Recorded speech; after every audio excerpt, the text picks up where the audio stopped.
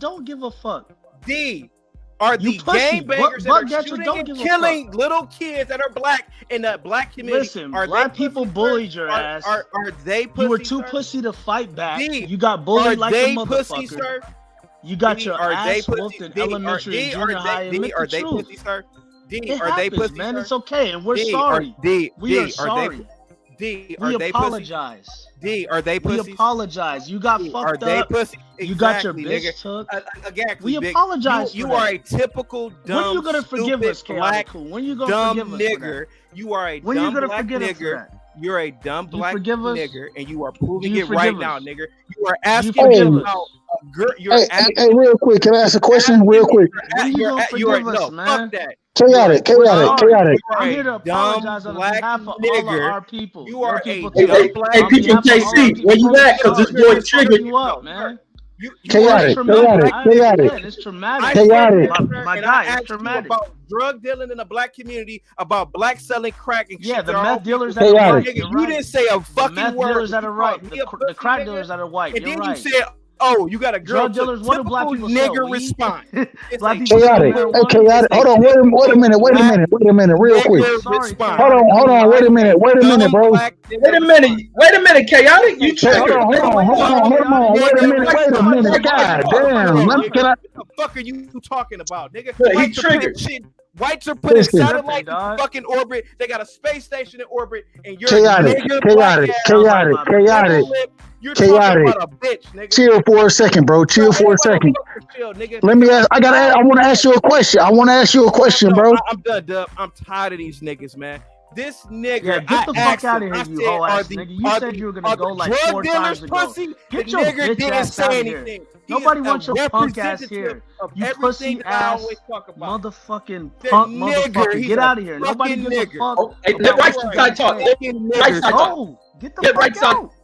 And you see Don't why we say call it. him a Be cool about it. man, Leave, right side. motherfucker. Let right Let side talk. talk. Dumb I want black to hear right nigger. side, not your sorry ass. You are a dumb black nigger, sir. You sat there and called a person like me a pussy. Yeah, I'm a nigga. I've Get the done fuck more out for of the here, black you community punk than motherfucker. any of you niggas right now, sir. And you sit there and call me a pussy. It's blacks that are pimping You out are a black pussy. bitches, kidnapping KP black from bitches. KC, you talking about he had us Look how triggered. you I react. think You it was the other cry way like a around. hoe. So what you got to say about Dumb reacting trigger? like a hoe. nigger. He been That's triggered, what the KP fuck from You KC. reacting Let like the a right hoe. side talk. You are He's a triggered. dumb Let them nigger, talk, nigga. yo. He's And triggered. Mark, He you calling can people niggers. you can Let chop KP this from shit KC talk. I mean, let the right side talk. He triggered, KP. Stupid, dumb, black, ignorant, ugly So, nigger. hey, sir. hold on, chaotic. Wait a minute. And one That's thing what the I fuck feel. you are. Hold on, chaotic. Real quick, bro. You are a Real dumb quick, nigger. bro. Real quick. I think you always you come across as an individual. Who, Fucked up. can I just finish? Can I finish what? You ain't When I even heard asked what him I'm saying, about bro. drug dealing, Wait a minute. I asked him Wait about up. drug dealing. But we're talking about something different. We're talking about something different, bro. We're talking about something different. I'm asking you. You seem like an individual who always want to present yourself in the best light, right? You want to show that, you know what I mean? You're an educated individual. These are the things that you believe in. You want to speak on those, and you have a very strong point on those. How can you sit there and stand on that and then sit here and call individuals niggers? Right? Wait a minute, brother. Wait a minute, real quick. Let me just finish. Let me just finish. I'm gonna tell you why. Can I just finish, bro? Let Dub finish, you puss. Let him finish. I'm just don't call him out his name. Don't call him out his name, because we go need. ahead, my brother. Go ahead, man. All I'm asking is if you want to come with these messages and you want to be received a certain way, why would you start calling individuals out their names and making it a spectacle? Calling him what he is. He's a nigger. A nigger is a ignorant black degenerate. This motherfucker called me a pussy, sir. And I didn't say a motherfucking thing to him. But then I asked him, I said, is the drug dealer who's selling crack and all that shit to the black community, is he a pussy? Is the blacks who's killing blacks, are they pussies? The nigger didn't say a motherfucking word. And Just like the white killing whites are pussies and the white selling meth in the community. And that's totally whatever you Let me say say about this. white, sir. Let me say this. Now, Dub, Go ahead, Reggie. Go ahead, Reggie. Dub right side. Go ahead. Let me ask Dub right side this. Am I wrong for calling this? Am I wrong for calling him a coon now? You been calling me a You know, and this is the problem, chaotic. The problem is when you get on this channel and then Reggie asked me this question, I gotta take in everything you said. You feel me? And when I'm taking it in, bro, like ain't no way you could come tell me that you're trying to build a community when you're trying to tear down individuals in the community, bro. You can't do it. You niggas tear down a community every fucking day, sir. You blacks niggas. sit there, blacks sit there, black people Black sit man here, talk about black you people niggas sit and you there niggas. and allow degenerate ass gangs, degenerate ass drug dealers, degenerate ass single moms. Do we all do that? Do we all do that? Do we all do that? Blacks sit there and allow blacks. No, you're generalizing right now, and the reason. Hold on, wait a minute. No, don't serve me. Don't serve me right now. The reason I gotta stop you. Hold on, wait a minute, bro. I gotta stop you. I gotta stop you because what you're saying is not true. You brought up black mothers. Wait a minute, brother. Just listen. My mom is black. What? I don't know what that has to do. So once again, hold on. Once again. I want to answer his, but this is the thing. When you generalize the way you do, bringing up black women, and then you want to denigrate the black man. Well, I look at somebody like, oh, wait, just listen, bro. Just listen, bro. Just listen, bro. Just listen for a second, and then I don't mind you responding. I don't mind you responding at all, but hear what I'm saying. So when you bring these things up, and I look at somebody like myself, who is a single black father, right? Then I'm offended by the things you're saying because I'm on the panel with you right now. You calling people niggers and shit, and then saying that the black man ain't this. Oh, wait a minute, brother. I'm gonna let you respond. And all I'm saying is if you stop generalizing your shit the way you're generalizing it, you have very good points to some degree. I agree with certain things you say. I don't agree with everything, but I agree with certain things. You will gain a better following and be able to touch the people better. I have 5,000. Wait a minute, brother. Wait a minute. It's perfect, sir. I'm fine. I'm totally fine. I don't give a fuck because I tried. And this is the difference between me and you, and that's the problem. He made it. He accomplished everything in his life. You damn right. I meant 5,000 followers. No, but that's the difference. That's the difference. How many followers do you have? Hold on, wait a minute.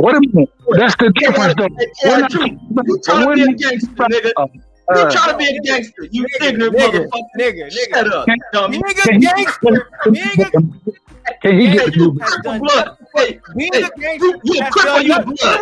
You're a black nigga. When the KKK were hanging you. What the fuck? You a crip or you a blood, nigga? What you want to be? Don't do shit. Gangsters don't do shit, sir. Where were the gangsters? Chaotic Coon, keep singing like a bitch. Where were the gangsters in 1960? About gangsters. You know where the gangsters were at? Talking about gangsters. Talking about we should overcome. There ain't no such thing as no black gangster. So don't ever fucking say I'm trying to be a gangster. The majority of individuals you're talking about are gangsters. We're not gangsters, bro. Black gangsters, sir. We're not gangsters. We're not. I agree with you. We're not gangsters. It's the reason we want to have a conversation outside of the gangster talk that you're trying to speak on. We want a conversation outside of that. That's why I said if you listen to what individuals are talking about, I think you have decent points to make. The problem is you want to start attacking individuals versus making valid points. And for somebody like myself, I look at you and I'm like, okay, I don't agree with the brother on everything, but I do agree on certain points. I want you to make those points valid and stand on those points and not sit here and get into a nigger war. Or stop all the name calling, bro. Stop that. If you're gonna don't get point, I'm for them to call me a name, but I can't call them a name. This nigga's a bitch. Yeah, Chaotic Coon, your daddy Trump wouldn't even talk like this. I see where you're coming from. You gotta call people out for what they are. Daddy Trump would even talk like this. He been talking like you're coming from. He but can't wait a do minute. shit for He black called me. He called me. They've been calling me shit ever since I met Mark. You are a pussy. You mean to tell me that they can openly call me shit over and over and over, but I can't say nothing back to them? No, I'm Yeah, not. because it's the truth. What you're saying is lies. What we're saying is true. Shows you the black man, how ignorant it is. No. When you going off the panel like you said you You were. mean to tell me I can't respond back? When you You go out on of the your panel, fucking you mind? said- This shit shows you the black culture. Listen. I'm not saying you can't. This nigga right here is called me Listen, chaotic. Shut the fuck up and listen, bro. Listen. time that I've ever been We over got here. you, chaotic. We got you. This Clicking, nigga bro. has called me everything I'm in the trying to book. answer your question. He's like the female Everything side in the show on book, you, and you man. mean I'm to tell loving me this. This I is funny. can't respond to him? It just shows Sing. you how ignorant you niggas Keep singing. are. Keep singing You like a niggas are bitch. stupid as fuck. This nigga literally called me a coon 1 billion times. He called me all types of bitches. I called you a whole-ass butt nigga dancer too. out of D said that I I was called a you a butt pussy. dancer too, though. You niggas heard it. I didn't say shit to these niggas. Wait a minute, bro. Wait a And minute. as soon as I said something back, I'm calling people names. You niggas are stupid as fuck. You're All right. ignorant. There's something's wrong with your minds. Now, You dumb fuck. now we dumb fuck, bro. So this. Thank me for tonight's entertainment. Thank me for tonight's entertainment. But This this- motherfucker singing like a bitch. It's a tragedy. It's a tragedy how dumb you all are. You are sitting here and you're talking about me calling people names when you heard this motherfucker call me a coon 1,000 fucking times. Mark, and this I the didn't say next shit drop. to him. This the next drop, but this coon might sue you. I don't know. Man. This butt might sue you. He got that V-neck. He wants to push his titties up. D. This nigga D called me a pussy. I didn't say nothing to him. You are a As soon pussy. as I called him a nigger. If I Oh, see you I'll can't break do your that. whole ass in You half, can't do man. that. Why can't I call him that? But he could call me every fucking thing. Because in you're the a book. whole ass motherfucker, man. I'm gonna tell you the truth, man. Exactly. And We're you talking are a boxing. dumb Get your fucking bitch ass nigger. outta here. You are a big nose, big lip, bald head nigger. You are a nigger who wants to be a victim. You want to be a slave, nigger. So if I'm a pussy, you are a fucking black nigger. You live in the white man's country. You benefit off of everything about the white man, but you talk shit about him. And then as soon as I expose the hypocrisy, I'm a pussy. But Fact. the gangbanger's not a pussy. The motherfucking No, he's a single G mom that with the punked your 4 ass. kids is not a, you can't talk about. Hell no, he's a real nigga. You're a Gangbanger's nigger, real sir. nigga. You're a nigger. I'm blacking out. So I look, can't believe this. I Hey, can't man, say you too- nothing bad. You're too square. You You're got too it, square to be man. in the black community, man. You're too square, man.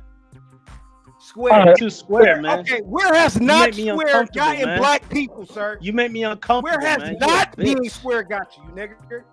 Where You has it make got me you? uncomfortable. I don't White want man's nobody house, like you around white me. man's bank account. I don't want nobody like you around me. I want Where real ones. has not being a square gotten you, sir? You don't Yeah. control your own destiny. You work for the white man, sir. You got Squares the are the white ones that, man's cry, bank. that You cry got to the the white man's police bank account, and sir. tell on his You people. live in the white man's country and you speaking his language, but you calling me a square. You're a square, nigga. How come you're not in Africa? How come you're not around your own people, man? Being creative and being not a square. You're the Yeah, I'm white not around man's my own bitch. people. Anything. What does it matter? Why do we have to take it to that level? You are taking up for people who literally that you saw with your own eyes disrespected me first. I didn't It's not. disrespect you It's first. not taking up for anybody. Go to the first time I was over here, sir. You will see. Go to the first time I was over here, sir. You will see how Reggie was disrespecting me. I was over here polite, and Reggie Mark spoke can tell facts you. on you. He wasn't disrespecting And your Mark coon can ass. tell you. And Mark can tell you. The same thing just happened tonight with D. I didn't say anything disrespectful to D. He You called don't have me to a say nothing. It's your actions that make no, me say shit. no. How about this? You How about showing this, up you just makes me nigger. wanna How about roast your this, whole ass. nigger? How about this, nigger? You're a nigger. Wait a minute. Wait a minute, man. All I'm saying is I think we all have points to prove, right? We all got facts that we can bring out and try to sway each other's opinions. But you can't do that when you attacking the other motherfucker, bro. You can't do it. He attacked me. What? Wait a minute. Hold on, okay. Yeah. The truth is not an attack. Hold on. Hold on, chaotic. Hold on. He called me a coon. So Wait a you're a minute. nigger. Well, you say your name the truth. We just telling the truth, and you triggered. Pussy. Chaotic truth can't Well, take you're the a truth. nigger. You're a dumb He can't fucking take black the truth. nigger. You just a dumb pussy. Hey, About pussy. you being a nigger? Can you This take the truth about you motherfucker said being he's a gonna nigger? leave like 7-8 times. He's still You here. take the truth about you being a dumb nigger? He's still Hey, here. you should be pregnant. You such a pussy. We were about you talking being a Andy nigger? Ruiz, Luis Ortiz. This motherfucker showed up with his. I came here and I talked about boxing. Mark asked me a question. No, you didn't, bitch. You don't know shit about you dumb fucking nigger. You're being a Bitch, typical you don't know nigger shit now. about You boxing. won't go back and Fuck get up. facts and evidence, you dumb nigger. You won't go back and get facts and evidence. Hey, the white boy that Oh, came I out of know this nothing about motherfucker. boxing. Shut your Is this ass up. Fred Hawthorne? Mark literally, Yeah. Mark literally said, Chaotic I asked Hawthorne in this chaotic. motherfucker. I asked chaotic about his platform. But you dumb niggers acting off of emotion, you're not listening to what Mark is saying. And I don't even understand why Mark being a superior black would even associate around you dumb, fucking, ugly, black, bubble lip, bug-eyed niggers. The fact Have you seen your eyes, motherfucker? Have you looked at your eyes? Have you looked at your eyes? Have you looked at the bubble ass eyes of yours, motherfucker? You got telescopes. You got telescopic eyes, niggers. Can your eyes pop out the sockets? Do that shit. Squeeze your head and let's see if your eyes pop. I guarantee you can do that shit. You can zoom in. Talking about bubble-eyed niggas. Have you looked at your shit? Just look square at the camera. That's why you look sideways, because you know you got bubble-ass eyes. You stupid as fuck, homie. You had to tuck in your chain growing up, huh? Just like a typical nigga. He's saying Your that coon I chain. had to tuck in my chain. Your which slave chain. I never wore jewelry, but that's a typical Yes, you nigga did. I'm not thing. talking about jewelry. I I'm never talking wore about your jewelry, coon dumb chain. fuck. But I had to talking about tuck the in my chain your slave Why would I have master to had tuck in my around your chain neck, if I'm bro? around blacks? I thought blacks were peaceful. Dumb. I didn't see that rebuttal coming. Come D, on. Why do you I think never. said chain, you D, why would I dumbass? have to tuck in my chain around blacks? I thought blacks were peaceful. No, you do it around whites. You don't hang around black people. I don't hang around whites, so you don't know what the fuck Yes, you you're do. talking about. Stop lying, homie. Stop lying. Reggie, let me ask Don't you know. this. You're too corny to have black friends, except your friends probably fucking. That's another black nigger thing, corny. Where has not being Listen. corny gotten you, Reggie?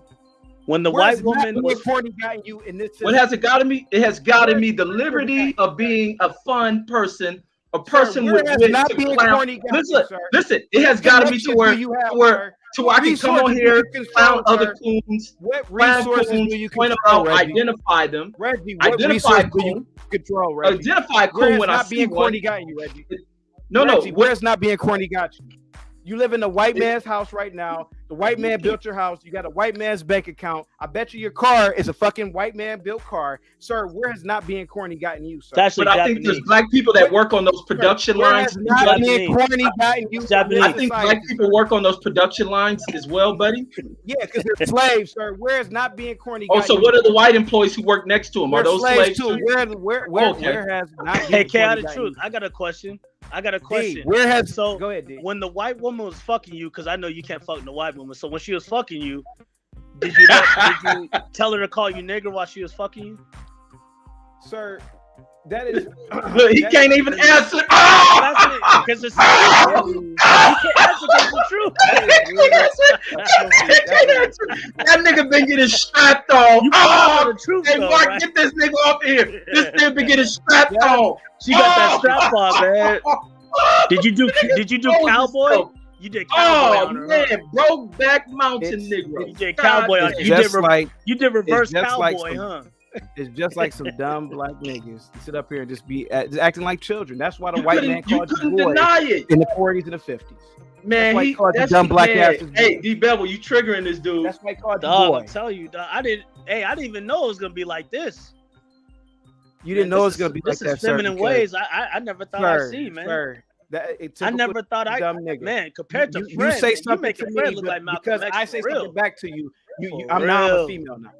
You called me a You pussy. you sir, making so- Fred Hawthorne look like Malcolm X for real. Why don't you call called him me a a Fred pussy show, first, man? and so I Y'all got a can't lot call to you relate to, something back. man. Y'all got a lot to relate to, man. Why don't you call in the barbershop conversations? He can relate to a lot of shit you're saying, man. They're more civilized at the barbershop conversation. Both of y'all got fucked up as kids. You know what I mean? Black people picked on you. No, black woman people turned didn't you pick down. on me, White sir. woman turned No, you I down. didn't. Sir, black people didn't pick You know on what I me. mean? Sir. No, I had great relationships with black people growing up. Man, sir. I get had your great ass out of here. relationships. I had You great lying relationships. motherfucker. Sir. No, I had You great lying relationships. ass sir. nigga, man. I've always had great relationships with blacks that are around. No, you I hang didn't.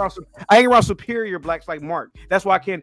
You hang around passionate blisses. That's why when I see a superior black, I'm. You hang around drawn to passionate them. blisses. With dumb niggas like you, oh, I avoid you like the plague, sir. Man, thank God you You do. avoid me right now. You're ignorant. You're You're ignorant. engaging with me right now, but you avoid me like to play. You're ignorant. I can't stand dumb niggas. Well, then why you still here? You been said you was leaving about 2 hours ago. I swear You to stuck. God, the second you drop off You here, stuck. I'm going right back to Andy Ruiz But and listen, Luis Ortiz. Let me say I'm this. going This right shows back how to much Andy of a Ruiz liar and this Luis Ortiz motherfucker when you is. drop off this Look, chat. DBevill, let me say this. This shows how much of What? a liar this motherfucker is. Because about Right. 2 hours ago, he said he had to go.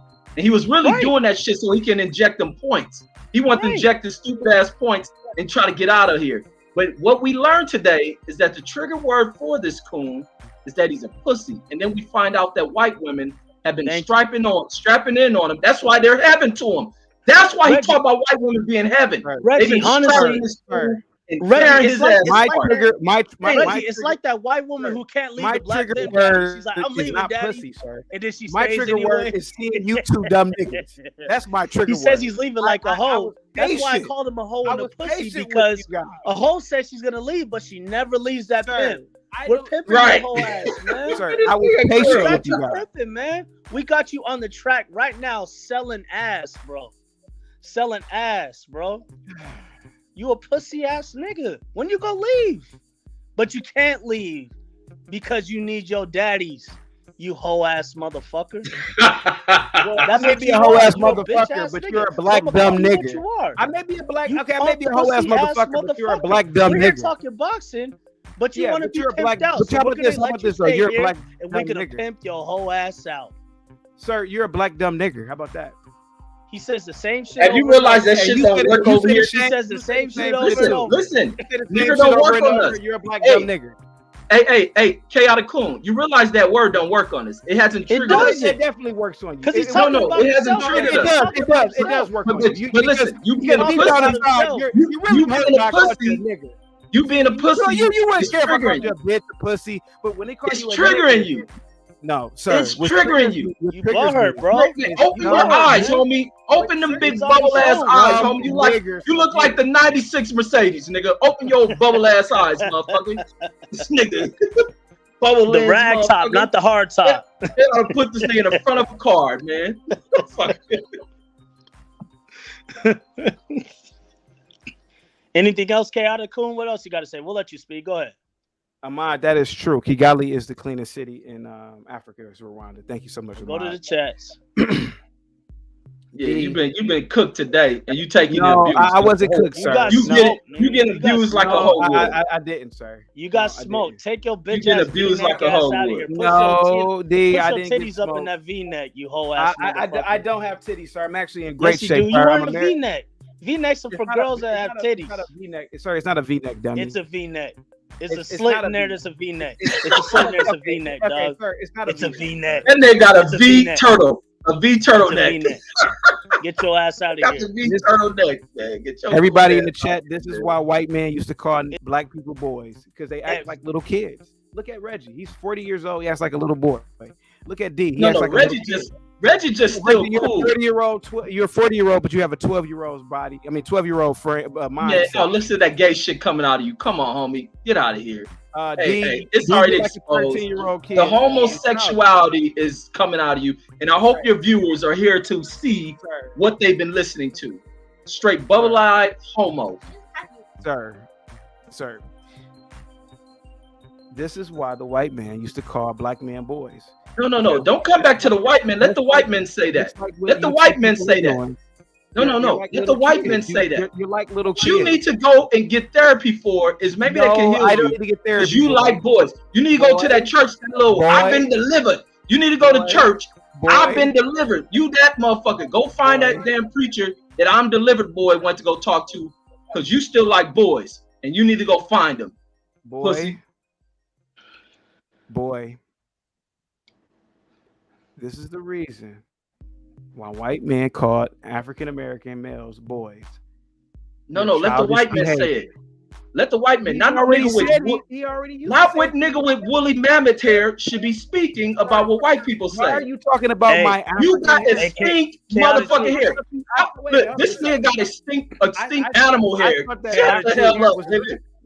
Chaotic Truth. I saw your name in Jeffrey Epstein's book, man. I saw your name in that motherfucker. I swear. He was one of the girls. He was one of the little girls. Yeah. Hey, real quick, let me ask. Like a motherfucker. Chaotic, and Reggie, man. I want to hear y'all debate each other, bro. Would y'all be willing to debate each other? I would debate I'm about on what? the show tomorrow. I'm on the show tomorrow. What will we debate about? I'm on the show tomorrow. You will see.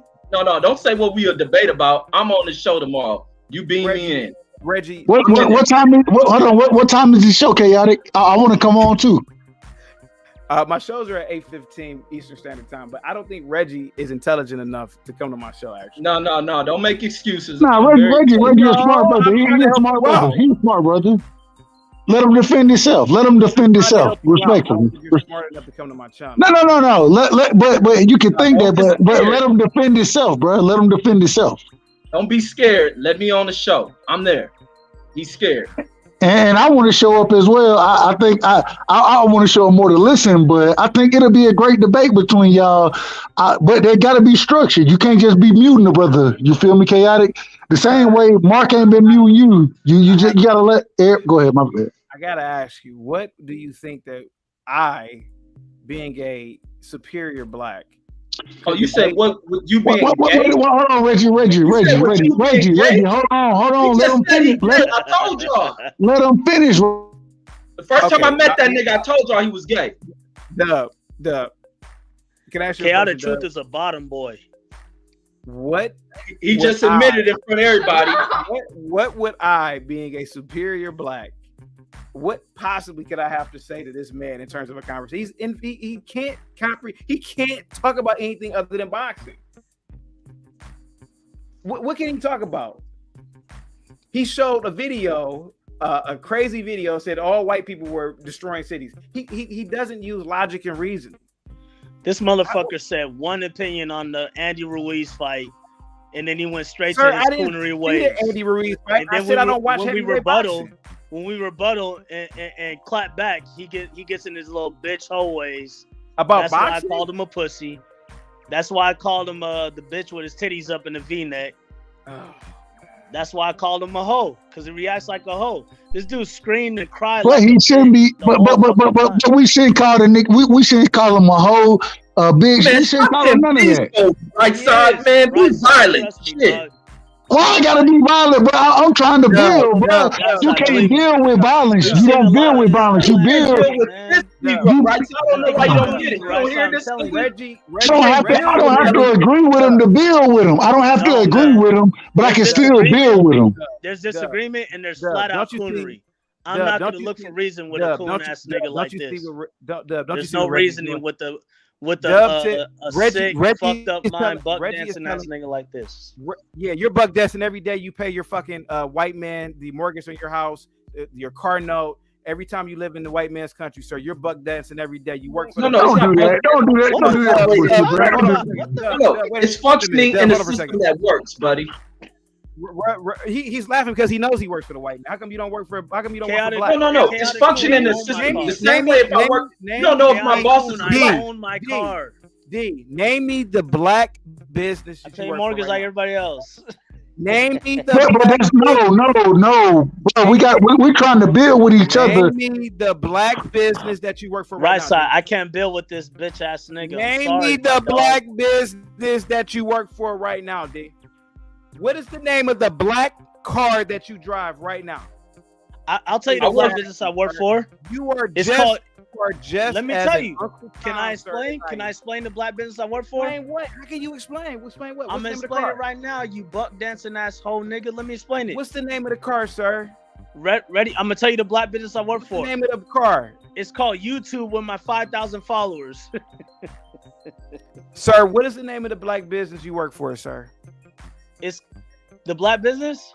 Yeah, what's the name of the black business you work for? It's called the Venetian at in Las Vegas, the hotel resort. That's a black owned business. No, it's not, sir. And you don't work there. Sir, hold on for a second. Let me ask you, who owns the Venetian then, sir? A black man. What are you talking about? What's his name? I'm curious. I never heard of it. What's his name? P. Diddy. You didn't know that shit? Okay. So I bet if I look it up, I hope it says P. Diddy, right? Look it up right now. It says Sean Combs. He owns the Venetian, man. He bought that shit 10 years ago on everything on my life, dog. Okay, so the Venetian Casino, sir. Hold on for a second. Hold on. Well, I'm gonna look it up. Wait a minute. Look it up. I'm telling you, man. Diddy owns that shit on my life, bro. The Venetian Casino, sir. Yes, look it up. Let's look it up, dummy. The Venetian. Look it up. Look it up. I swear, Diddy owns that shit. No, he does not own it, sir. Yes, he does. Look it up. Sir, he doesn't own it. Vicky Properties owns the Venetian Casino, sir.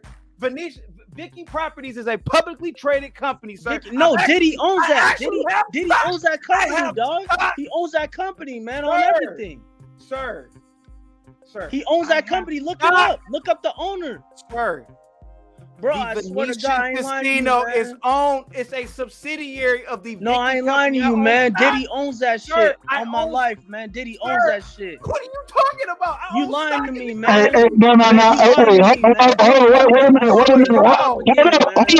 Wait a minute. I just looked it up. I'm looking it up right now.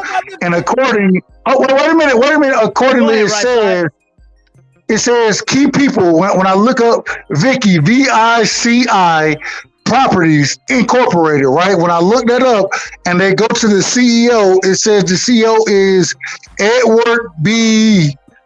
Pilanaki. I think that's how you say his last name. Diddy, that's Diddy's alias. Diddy dog. has, y'all ain't heard of that? Diddy, sir. Man, I don't think you're right on that. Okay. I'm being serious now. Reggie, you know I'm fucking with this dumbass nigga, man. If Diddy has ownership in the company, sir, it's very small. Hold on, wait, you fucking around. I'm thinking you serious. I'm looking this shit up. I'm thinking you fucking man, you were serious, nigga. Man, come on. You know I ain't that crazy, man. I have stock. I gotta keep this show going.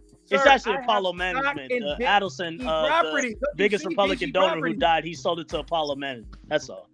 But Diddy owns that shit. I'm just saying, when you say shit like that, I'm looking it up. Okay, I'm looking it up, trying to prove you right, and I'm saying like this nigga wrong as hell. You wrong as hell. I'm only naming rappers, you know, because I'm a nigger, you know, I'm a cool ass nigga. I can only name rappers. I'm naming Diddy and Jay-Z. Just said P. Diddy owns it, and he doesn't. He has a small percentage. K out of Coon, you got me, man. You got me, dog. It's not about you. It's about why would you? Okay. Man, I fucked up, G. Man, I don't know what the fuck I'm gonna do now, man. I need to get off this chat. I didn't say that you fucked up, sir. I fucked up, dog. I thought Diddy owned that shit, man. That's some bullshit. You really thought he owned it. You had me looking for the shit. I was looking for the shit. I'm believing your ass. I'm looking for the shit, and now I look dumb as fuck, bro. What you talking? Don't do me like that. God damn, man. No, right side. This ain't to you. This to that buck ass nigga at the top of the screen, man. It's that buck ass motherfucker. All I'm saying is, I'm trying to back you, bro, and the nigga he telling me this shit ain't what it is, and then I look it up and it's I tried to tell him Diddy owns that. He don't believe me though, man. That's some bullshit. You know, I don't believe you just looking at the information that I just looked up. Respectfully, I just looked the shit up. I don't believe you. No, right side. I'm fucking with his dumb ass because I knew his pussy ass would look that shit up like a fucking idiot. So what am I then? What does that make me? No, you a real one, right side down. No, man. You're right side. He's white side, brother. You're Dub right side. He's white side. Dub. Listen to me, Dub.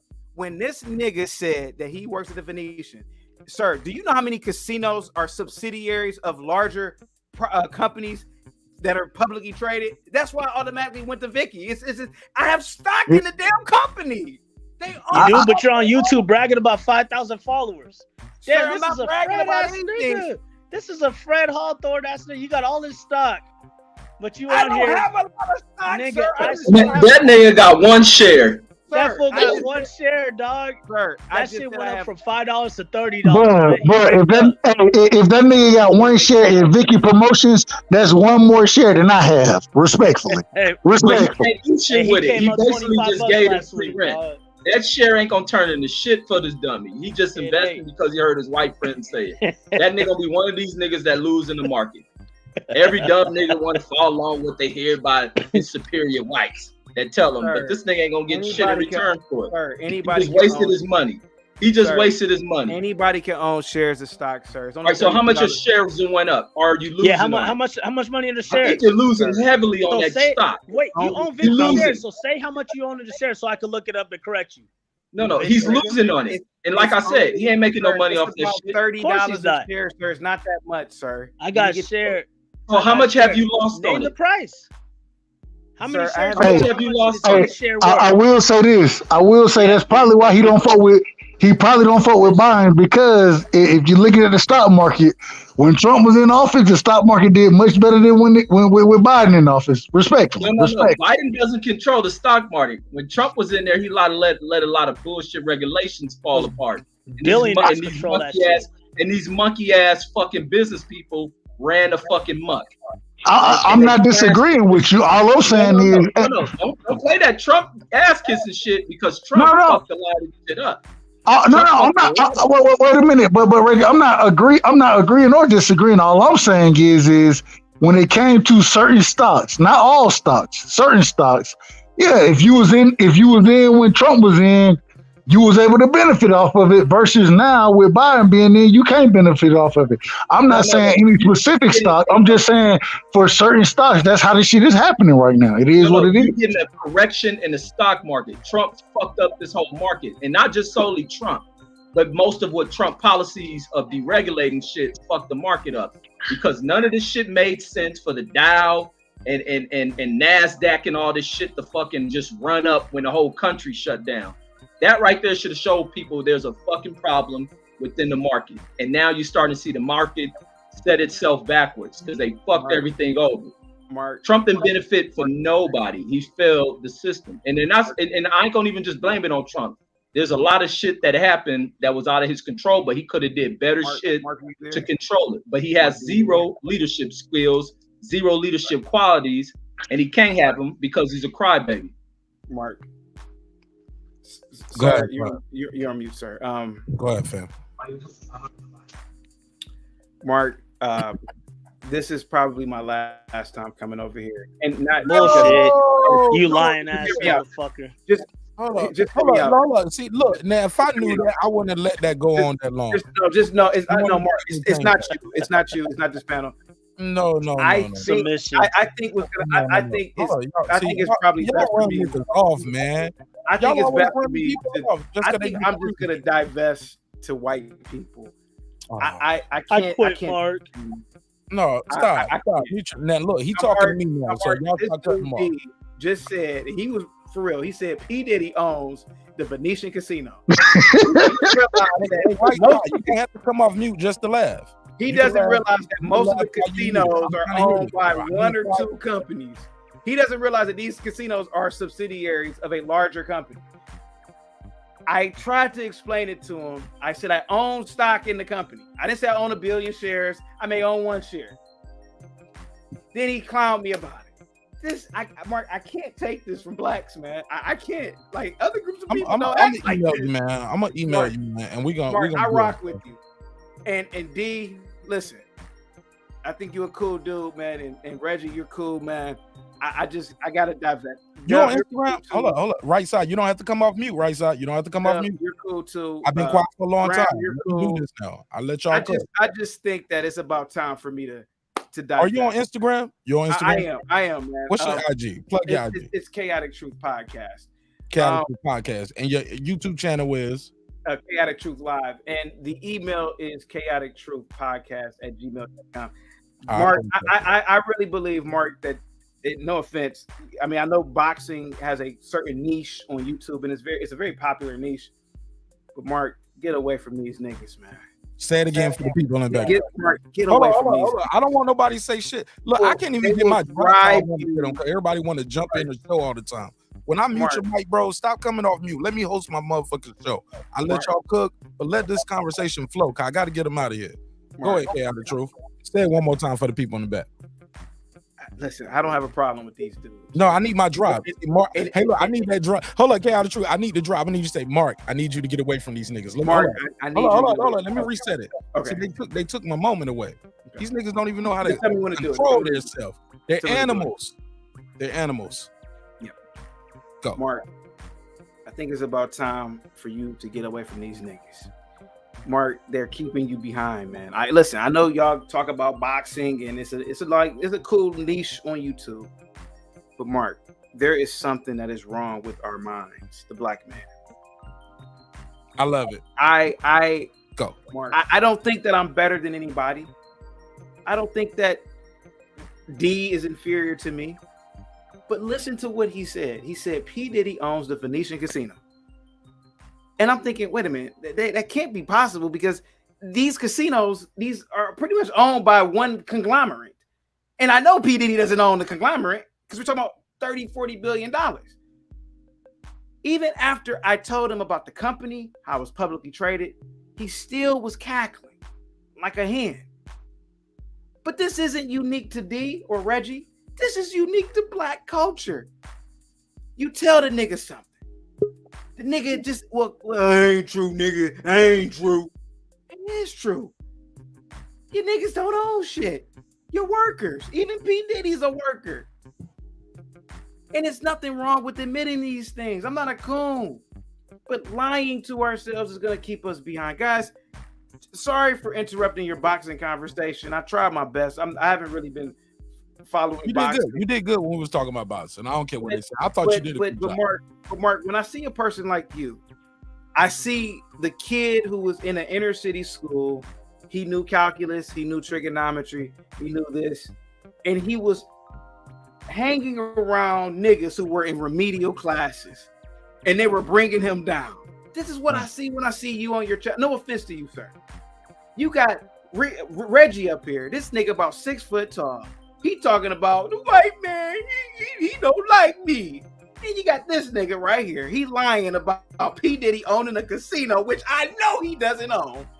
Then you got Graham right here talking about racial white supremacy, but he served the damn country. The same country. I never talked about white supremacy. Okay, well, whatever you talked about, sir, I forgot. You niggas have drove me crazy. And I didn't want to blow up like this, Mark. I didn't want to. Hopefully, me saying nigger over and over doesn't mess up your algorithm. I didn't want to call D a nigger, but in the moment, he probably needed to hear it. He was acting like a nigger, and it probably was a reset for him. But oh wow, he called me. It probably stung with him. Our behavior is appalling as a people. He won't call the gangbanger, the drug dealer, the person who's destroying the black community a pussy. He's calling me a pussy. Sir, I pledge Alpha Phi Alpha Freddy, sir. My fraternity. Wrong button. My fraternity. What'd you say? I said wrong button for me. I was trying to hit that button. Yeah, Go ahead. Sir, I pledge the greatest fraternity on the planet. Martin Luther King is an alpha. Thurgood Black Marshall is an alpha. That black and gold, right? Yeah, black and old gold. All right. I'm all about community service and helping blacks. It's our aim to do so. In college, that's all I did. But every time I'm around blacks, it's just ignorance. Then they say you don't get no pussy, you don't get no girls. What does that have to? Okay, let's say I didn't get any girls. What does that have to do with anything? Because the girls stick it in you. Wrap it up, nigga. We're talking about boxing. No, but he's right. No, Get out he's here, right, fool. though, Reggie. No, he's 1,000,000% right. I get it, Reggie. You jumped in with a comedic anecdote, but what he said is facts. That's some real shit. Like, bitches get money. No, he's saying that because he did admit that he was gay, and he did say a lot of gay shit on here. So that's why getting pussy doesn't matter to him. That's why being a pussy. That's why being a pussy triggered him. Reggie. Hey, look, I'm gonna tell him. It triggered him. I want to raise him like, don't be out here chasing pussy. Chase the education. Chase a better life. This is the problem. Like, can I ask a question before he jumps off there, please? No more questions on me. No more. I want to hear declarative statements. No more interrogative statements. Okay, good. I got a statement. That's all. Yeah, but you kind of cut me off to ask, can I ask a question? Which is actually, you already kind of got what you want. You asked the question. I was simply going to ask him because, all I heard for almost 40 minutes, and I let y'all cook for a long time. I was asleep for about 25. So, all I heard from you, brother. Well, no, you ain't my brother. Going on. Come on, Troy. Listen, all right, Mark. Like, Troy ain't even had good audio. That's his heart monitor. Okay, Mark. That nigga flatlining over there. That shit beeping. Go ahead, Troy. That nigga flatline, man. Don't say that. That's not good. That's not Cook, even. Troy, cook. Go ahead, Troy. I think he's in there cooking for real, and that smoke detector went off. Y'all heard that shit beeping, right? That was that heart monitor, man. They was talking about earlier. Stop. Keep on joking about that. Keep on joking about it. You keep on joking because you must never heard of karma. You must never heard of karma. I keep telling y'all that I'm gonna shovel dirt on your grave long before y'all shovel dirt on mine. And then that's something I mean with everything in me. So keep on talking about me dying. Keep on. I'm sorry, Troy. As I was saying, let me talk to Chaotic Truth here.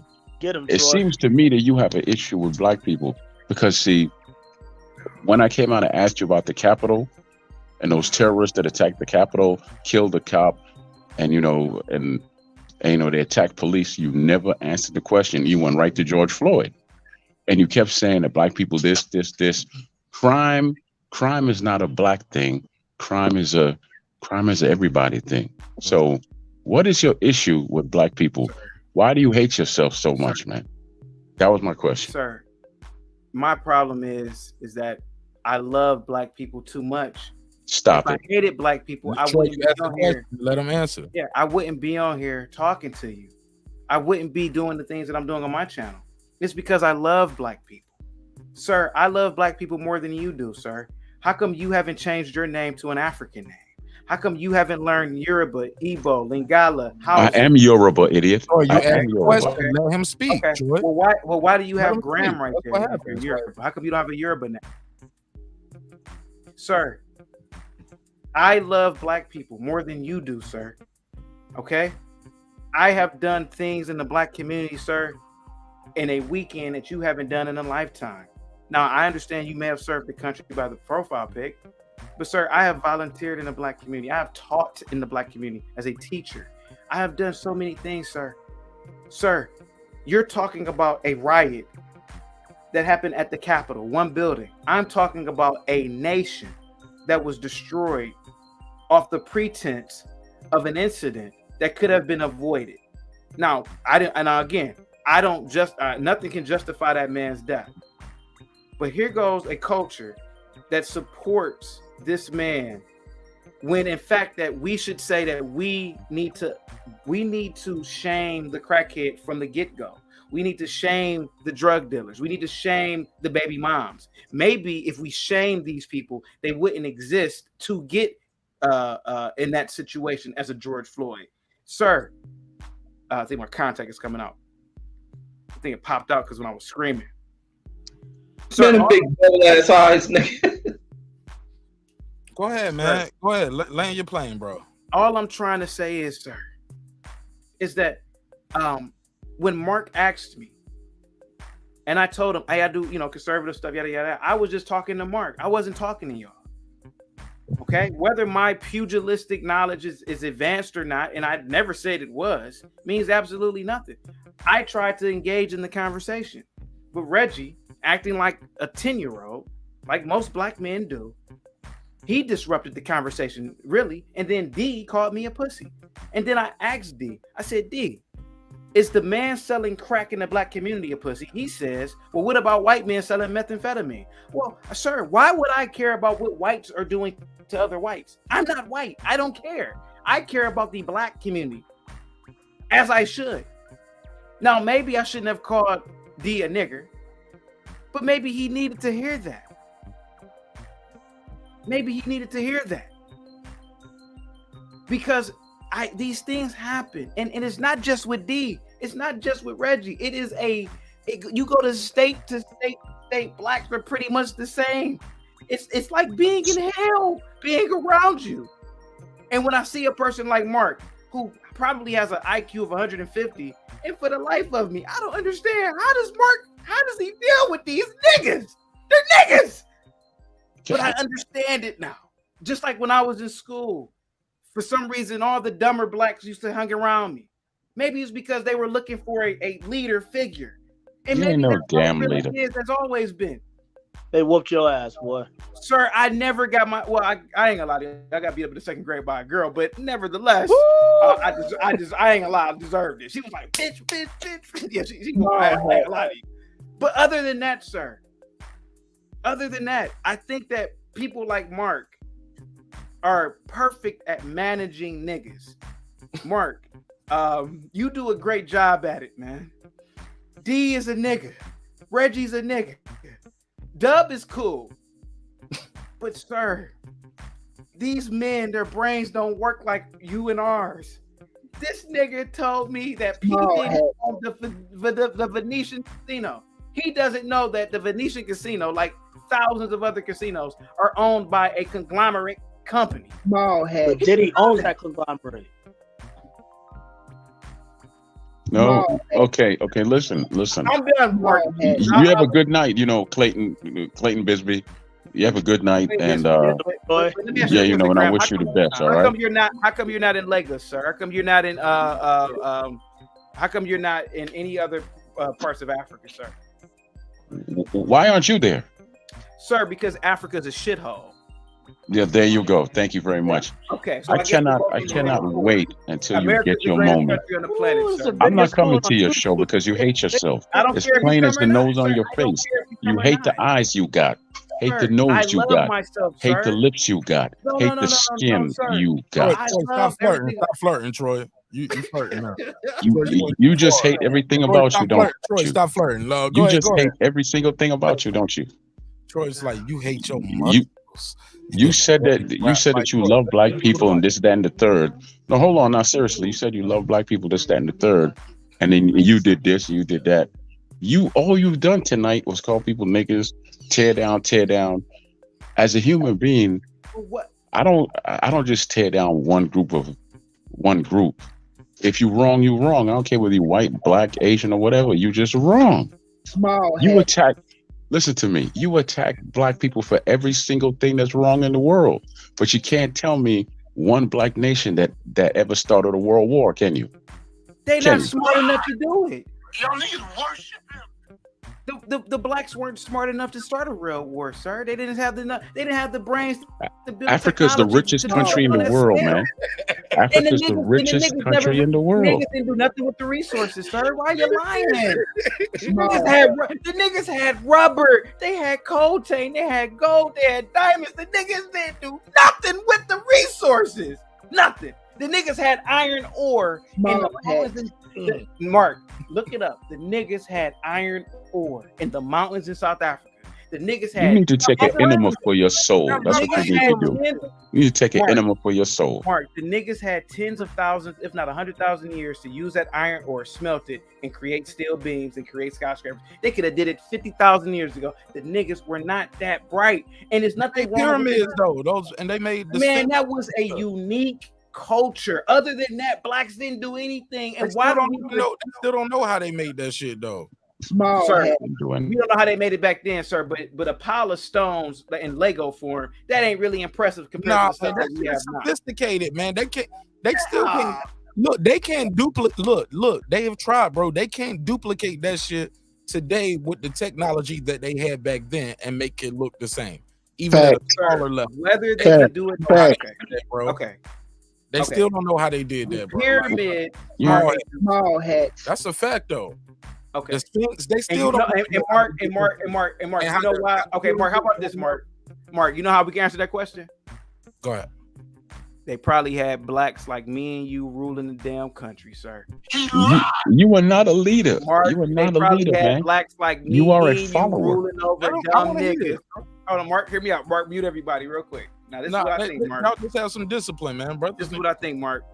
I think they had blacks like me and you. A slave can't lead anybody. You got chains on your mind. Troy, control yourself, Troy. Troy, control yourself. Mark, just let him say it. I ain't even heard what he said yet. Land your plane, brother. What I believe, Mark, is this. And Reggie, put that back on the screen. I ain't get to see it yet. What I believe. Just speak chaotic truth. Don't get distracted. Don't get distracted. Chaotic truth. Go ahead, man. What I believe, Mark, is this. Small heads. There were blacks like me and you, Mark, who had high IQs. Who ruled the country. We knew how to manage niggas. probably beat them with Small hat. they have pictures of blacks beating the niggas, the dumb niggas with whips. And I think that's how Egypt was built. Yeah. But I think in other parts of Africa, you probably had niggas like Reggie and D ruling it. And imagine a city, state, or a village ran by Reggie. Come on. Small hat. We ran your ass out the country. Small hats. So it takes superior blacks like you and I, Mark, absolutely, to build a place like Egypt. Go ahead, sir. Yes, indeed. Man, make some noise for Chaotic Truth, man. I see why they call you the truth now, man. I gotta challenge one of his truths, though. I mean, can you imagine? Oh my God! Imagine a place? Can you imagine a place? Reggie's, Troy's, and DBevill the champs. Never heard of it. I couldn't live there. Mark, this fool said he was gonna leave like 20 minutes ago. Let me say this about Chaotic. What the fuck do I fall? What do I fall in this motherfucker? If you got to ask, sir, I'm sorry. If you got to ask, small hats. You know where you get in line, man. Put that teacup on your head, man. Small hat. And Mark, I never heard. Mark, I think that it's a necessary evil to, be, like, think about this. Leader. Now, D. These niggas need leaders, man. D, he literally lied. I don't know if he knew it or not, and said that P. Diddy, without a doubt, on that casino. Could you imagine? I want to challenge you. No. Mark, let me say this. I'm glad that Chaotic Truth brought that up about the Venetian, because I want to go check the conglomerate, Reggie. That's what. But no. I'm saying. No, it's not about that, because they were talking about the Venetian. The Venetian is owned by someone else. I don't know where you got Vicky Group from. He said the Where'd you get Vicky Group? Because it shows that Venetian is owned by the Sands Corporation. It's owned by the Sands Corporation. So where did you get the Vicky Group? And it's owned by Apollo Management now. He's a dumb. No. But DBevill is on his check, though. We got to say that. No. But Chaotic came with some Vicky Group. It's still owned by Las Vegas Sands. I think the family sold some of his shares. Right. So I think Chaotic Truth was spewing out some false shit, and he invested into the wrong damn organization. He's a dumb fuck, Reggie. I swear, Las Vegas Sands used to own it. They probably haven't updated it yet. I've been working there 17 years. Apollo Management owns it right now. They're owning it for like the next 3 to 4 years, then they're gonna resell it. It's not this owned motherfucker by, said it's not owned, it's not owned by, because Reggie, he said Vicky Group because he needed a white lady's name, Vicky. You know what I mean? He needed to come up with some white fat bitch that he loves, sticking his cool face in. Not to defend anybody, bro. It's operated. When I look it up, this is what it says directly. It's operated wait a minute, brother. Wait a minute. It says directly the Venetian is owned by Vicky Promotions and operated by Apollo Group Management. There you go. I'm just reading. Y'all go ahead. I'm not going to. Around here, DBevill, we call that checkmate, baby. Because not on me. Ain't the same thing as owned. He just said it's owned by Vicky, operated by Apollo. Okay, hey, let's believe everything we see on the internet. You're right. Let's believe everything you see on the internet. I don't. Hey, Mark, I don't work there. I don't know nothing. You ain't no Fred Hawthorne. You ain't familiar, nigga. I don't have no paperwork. You're right. You guys know it all. Look it up on Google, and they just tell you whatever you want to hear. I don't see none of that about Vicky. I'm sitting here telling you the facts. You're sitting here calling me a liar. Like I don't work there. Sir, I don't see Vicky Promotions over nothing.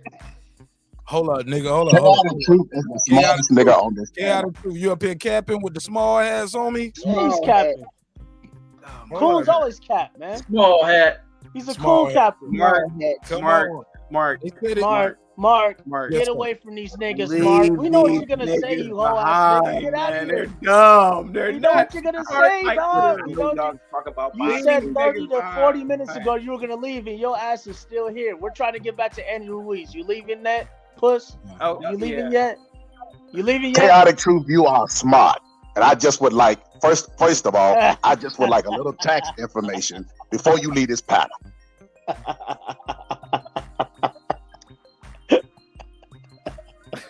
Small. He is the smartest nigga on this panel. Period. Go ahead. Go ahead, huh?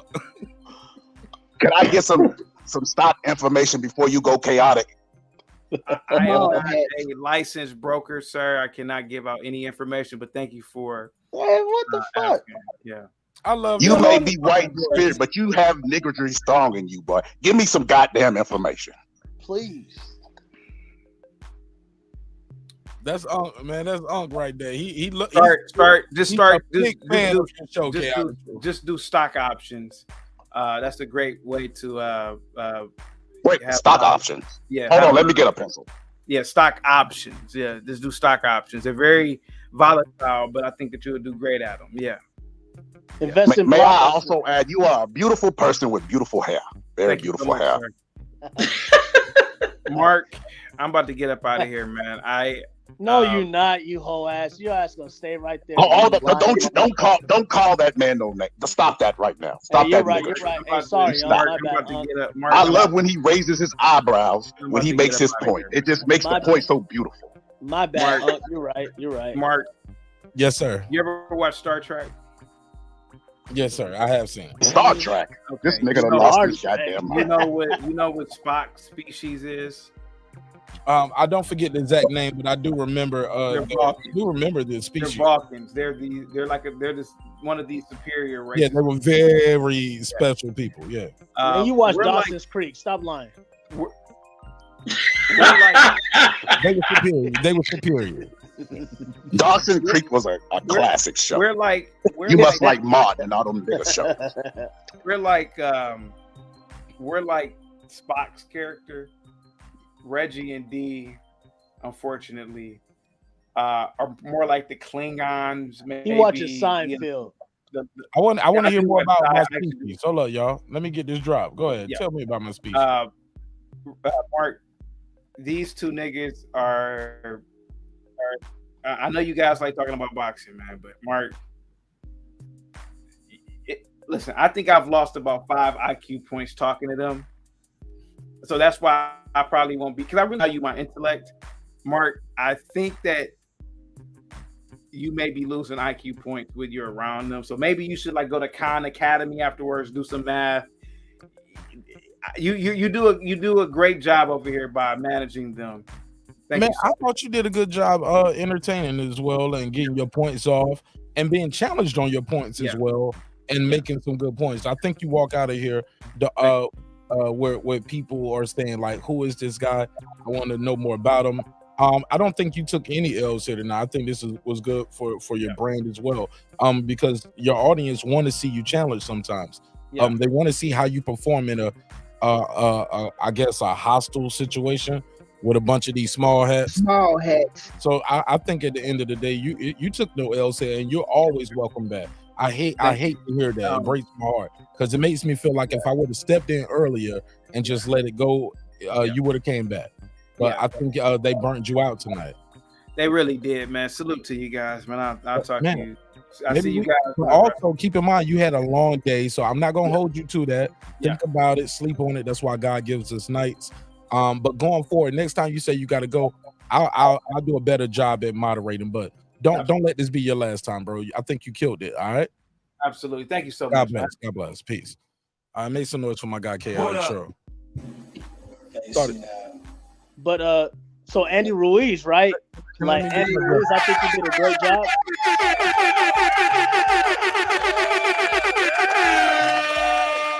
All right, man. Wild show tonight. Okay. What a night. What a night. A lot of fights, a lot of content. Andy, he showed up, man. Like he hit Luis Ortiz with a lot of hooks to the head and shit like that. And you know, the right hook was the answer, man. Yeah, man. Back to basics. The punch stats are misleading when you look at the punch stats too. Oh, those are false. Do not tell the story of the fight. Not at all. Because you see Ruiz got outlanded 76 to 78. You'll be like, oh, it's a robbery. He lost the fight. But though he had 3 knockdowns within those 76 punches. And that's now wait a minute. the fight. Man, that CompuBox person was tripping like a motherfucker. Because even in the Abner Morris fight, that shit was ridiculous. Spencer. I was looking at the Joey Spencer fight, and I was like, yo, Joey been getting hit. Y'all ain't counting these punches. Joey's back and his whole elbow there in that Philly shell, red as fuck. He was taking punches, but they won't count on those punches. They counted those as him catching punches. I was like, he getting hit there. That dude just kept like I saw a lot of cracks in Joey Spencer last night too. I paid for the fight and fell asleep. Brandon Washington up. Right. Hold up, before Brandon Washington get on here talking about the white man, I just would like to say, Chaotic Truth is the next president of these United States, and he will get my vote. He is smarter than any of you damn niggas on this panel, and I'm gonna leave angry with my eyebrow raised just like his was. Goodbye. Small hats. Is that Deuce side? Is that Deuce? Definitely not. Brandon Washington ass up. Nah, I never reveal. Man. I will never reveal. If they reveal, I reveal, but I will never reveal. Go ahead, man. What time is it? Go ahead, Brandon. What's up? What you missed the whole show? Man? You missed the whole show. Man, I'm mad as hell. Bro, listen to me. Mark, I had my computer in my bed. I can't even hear you. Can't even hear you, bro. There you go. I can hear you now. I heard you say, hold on. Go ahead. Can you hear me now? Yes, sir. Go ahead. You, right before you text me, I had just about to fight. So I'm pulling it up on my laptop, about to cast it to my TV and everything. So I'm watching the Abner Morris fight. I watched a little of that. And then the pit bull. I don't even know who. I fell asleep during the pit bull. Woke up a little bit during the main event. Seen Andy knock down Luis Ortiz a few times and fell asleep again. So, and I'm just not waking up now. Did you pay for the fight, Brandon? You missed Chaotic Coon. Yes, and fell asleep. Yes, I paid for that fight. I saw it for free. It was wonderful. Look, Troy, you're a thief. Everybody know you're a pirate. Not that kind of pirate, but pirate that steals. Not the okay. All right. Man, I'm guilty of it today. I was stealing, but I was out. That's why. Yeah, Reg, you get a pass, Reg. You usually call all the fights. You pay for them and watch them. You get a pass. Troy Graham don't get a pass for being a thief. What do you gain from watching all the fights? You show your support for boxing, because if you don't show your support monetarily, like Mark's channel, or by watching the content, it dies. Ain't that right, Mark? As the creator, the content creator. Hi, Mark. Hasn't died yet. Because people like me support it.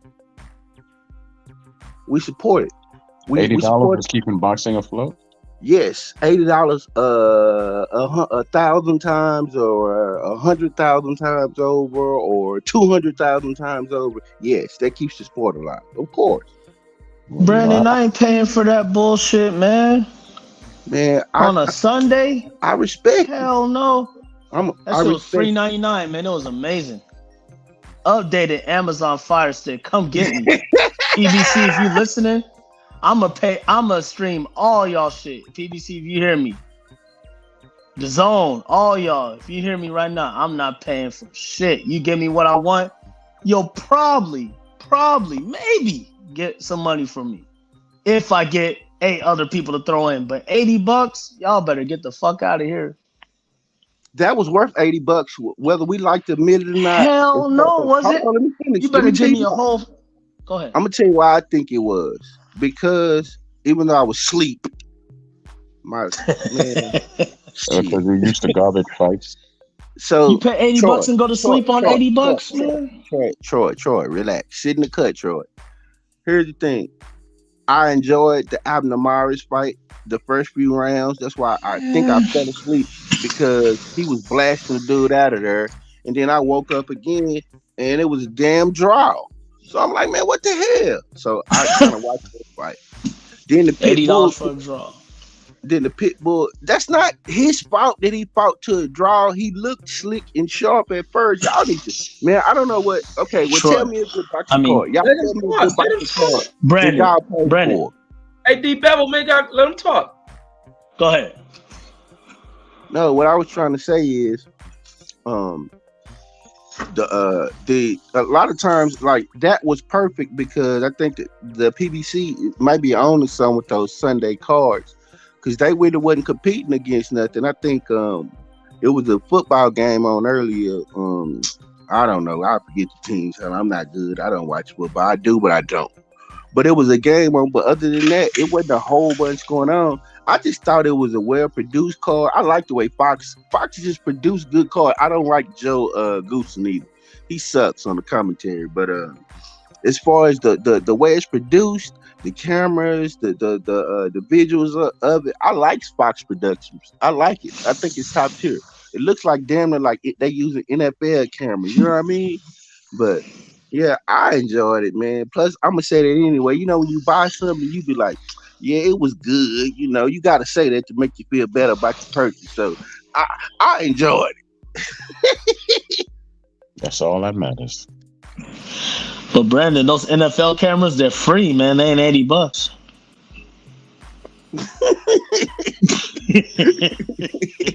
DBevill, man, you cannot make me feel bad for supporting it, but I ain't gonna lie. I couldn't find my fire stick, and I didn't feel like looking for it. Oh, okay. So you know you a thief too, Brandon. I thought about it. Come on, man. We all thought about it. I ain't gonna lie, Troy. I done been in the bank. Troy, I've been in the bank. I wonder if I can run out of here fast enough. You a thief yourself. Oh, look at the thief. At least I'm not no hypocrite. We flirt with hypocrisy every day. We walk in contradictions, so we all flirt with hypocrisy. Troy, I'm not above that, but I tell you, I fight against it. I didn't just lay there and be like, yeah, I'm not buying this. Turn on the fire stick. Okay. Brandon, let me ask you a question. Who are you to tell me what to do with my money? Get him, Troy. No, here's the thing, Troy. When you talk about personally, I cannot personally tell you what to do with your money, but when you talk about a sport and it being a niche sport, and with us being on here at 4:26 in the morning my time, we kind of nerds. So we should be supporting this sport that we nerding and fanning out on the internet about. That's all I'm saying. But I cannot tell you personally. You know, there's other ways that you can support, right? You do know. Come on with it. Break them down, Troy. Tell me how you support. I've been in and out of gyms most of my life, man. And I work with youngsters and all that. Started different programs in there when I get the permission to. And that's how I support. I don't pay. It's no fighter worth $80 nowadays. You can't name me any fighter that's worth me watching for $80. You can't. Earl Spence, Bud Crawford, Canelo. Okay, that fight will never happen. When they make that fight, I'll be. No, but he's saying it ain't no fighters. I'm finna name it. Canelo. No, but he said nowadays, because they're not making the fight. He said nowadays. Troy said nowadays there's no fights worth $80. I would pay to watch. Crawford hasn't been made yet, but when it's made, yeah, it's worth $80. If Keith Thurman and Boots fight, that's an $80 fight. I would pay. Hold on. Oh hell no! I would pay to see Deontay Wilder, Andy Ruiz. I would pay to see that. That's free. I would pay to see Canelo versus David Benavidez. I would pay for that. I would pay to see. I'm just telling you what I would pay for as a boxer. Go ahead. You're right. I would pay to see what other fights we want to see. I would pay to see Charlo versus Canelo. I would pay to see Charlo versus Bud. I'll pay for that. I would pay to see all of these fights. I mean, boxing is a passion of mine. And I don't mind putting my money where my mouth is a lot of times. And $75 on a Sunday night ain't gonna hurt me. If it do, I need to go back to the drawing board. You know, if boxing wants my money, they gotta make like Wilder, Joshua, Spence, Crawford, and they gotta get rid of these 4 belts. That's be one champion per weight class. Then I'll pay. So that means I'm never gonna pay. Let me say this, Brandon. You know, I come from a time where you could get 3 championship fights on one pay-per-view. You understand? Yes. I'm not paying for I'm not paying for Andy Ruiz and Ortiz. I'm not paying for the last fight with, Luis Ortiz. I just don't pay for fights because they're not that interesting. They're just not worth it. Because you know what? It's very hard for me to call these people great and call them superstars when you only fight once a year. Tank is entertaining. There's a lot of fighters out there very entertaining. Crawford, all of them. But at the end of the day, if you only fight once a year, I can't pay $80 for you. Do you buy UFC pay-per-views, Troy and DBevill? When it's a good pay-per-view, I will. But when that fire stick isn't handy, fuck no. So y'all just proving my point. Regardless, no, but how I good buy. a fight is, regardless how good a fight is, you're not going to pay for it. That's not true. No, I buy more UFC than boxing. That's a fact. That's what it sounds like, Reg. That's a fact. No, I buy way more UFC pay-per-views than boxing.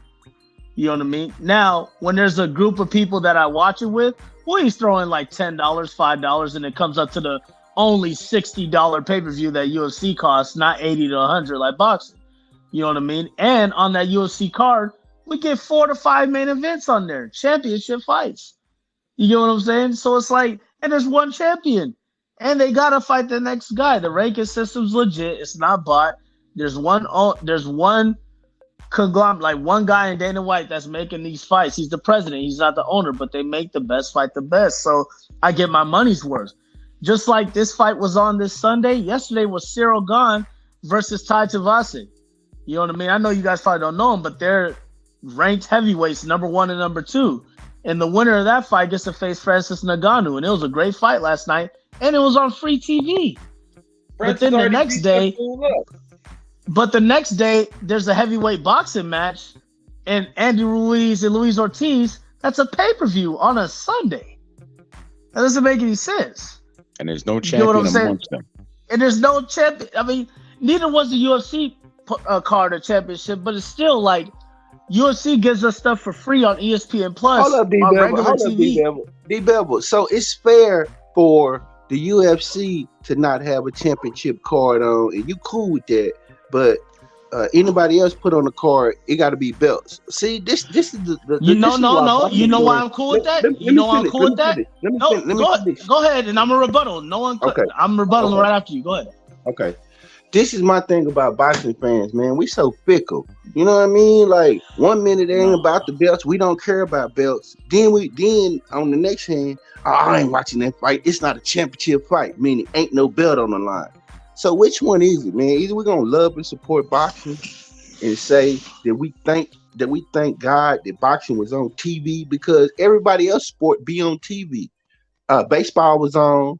WNBA was on, all of that shit. For us to get our sport and it to be showcased, they had to put it on pay-per-view, which is sad because we got people who are diehard boxing fans who on a boxing channel right now talking about, I never buy this fight, and I ain't buying these fights, and I ain't buying that. But what the hell, man? All right, let me say this. Now boxing, the reason why boxing, it doesn't matter about the belts because there's so many different belts per weight class. Like if you ask me right now, Derek, what fight? I said my real name, Derek. What fight do you want to see? Usyk and Fury, or Wilder and Joshua? I'm gonna say Wilder and Joshua. I don't give a fuck about if there's belts involved or not, because anybody can pick up a strap. There's 5 different belts per weight class, so your belts are watered down. Now, if you go to UFC, this was a title eliminator. The winner of this fight is guaranteed to face the heavyweight champion in Ngannou, and there's no way Ngannou could say, oh, you don't sell enough tickets. Oh, why should I fight you? He can't duck. If he tries to duck, he gets stripped of the title, and it goes vacant, and it goes for the number 1 and number 2 contender. So it's more organized and more ready for it pleases the fan more. We get the fights that we want. We don't wait around 5 years to see a damn fight. We get that fight within 3 to 4 months. That's the difference. It's a big difference. All right, well, let me say this, man. To me personally, I can't support what doesn't really draw to my soul. As I stated before, These dudes aren't fighting. Most of your best fights when it comes to boxing are on social media, whether they on Twitter, Facebook, or whatever they on. Those are some of the best fights, but you don't see them in the ring. Spence said Crawford should have been fought. I tell you who I do support though, Shields. I like that sister, and when she fights again, I'm gonna pay to see her fight. Cause she don't talk too much. She just goes in there and do what she need to do. She gets fights made, and I appreciate that. Who else? You mentioned David Benavidez, you know, and this boy here. I'll watch them fight, but I'm not paying to watch Charlo fight and all that for what? Hell no. After Charlo said his dumb ass up there and said, "I don't need to fight David Benavidez. I got money. Look at my house. Look at this jewelry." Yeah, I ain't giving you a dime. You talking shit like that. Who the fuck do you think you are? You get what I'm saying? These motherfuckers really want to go up there and I think you emotionally invested in things that you shouldn't be emotionally invested in, bro. No, it's the other way around, Brandon. You talking about he did the interview talking about his house and his bro. Right. Like either they gonna make the fight and we want to watch it, or they not, bro. This shit y'all talking this about. This motherfucker Jamal admitted that he did not. He admitted that Canelo didn't duck him. He admitted that he refused a Canelo fight. This motherfucker Jamal openly ducked the one guy that nobody wants to fight, whatever the hell his name is, the guy at middleweight that nobody's ever fought, the one that Canelo said, "I'm not fighting." Andre, you get what I'm saying? Man, this guy openly, openly on PDs, and I still pay to watch Canelo fight. So I don't know what you're talking about, bro. And that's okay, and that's your choice. And that's your choice to do that. But when boxers are up there saying, "I don't need to fight this guy, I don't need to fight that guy," I don't need to give you my fucking money.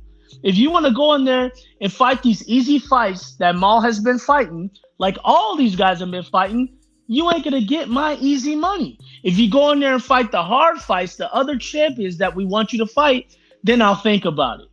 But when you drag me out for 5 fucking years and you think I'm gonna pay you the same money that I would have paid you back in 2018 if you would have made the fight, you out your fucking mind. It's like spoiled food. I want it right now. Don't give it to me 5 days later when it's all hard and rotten.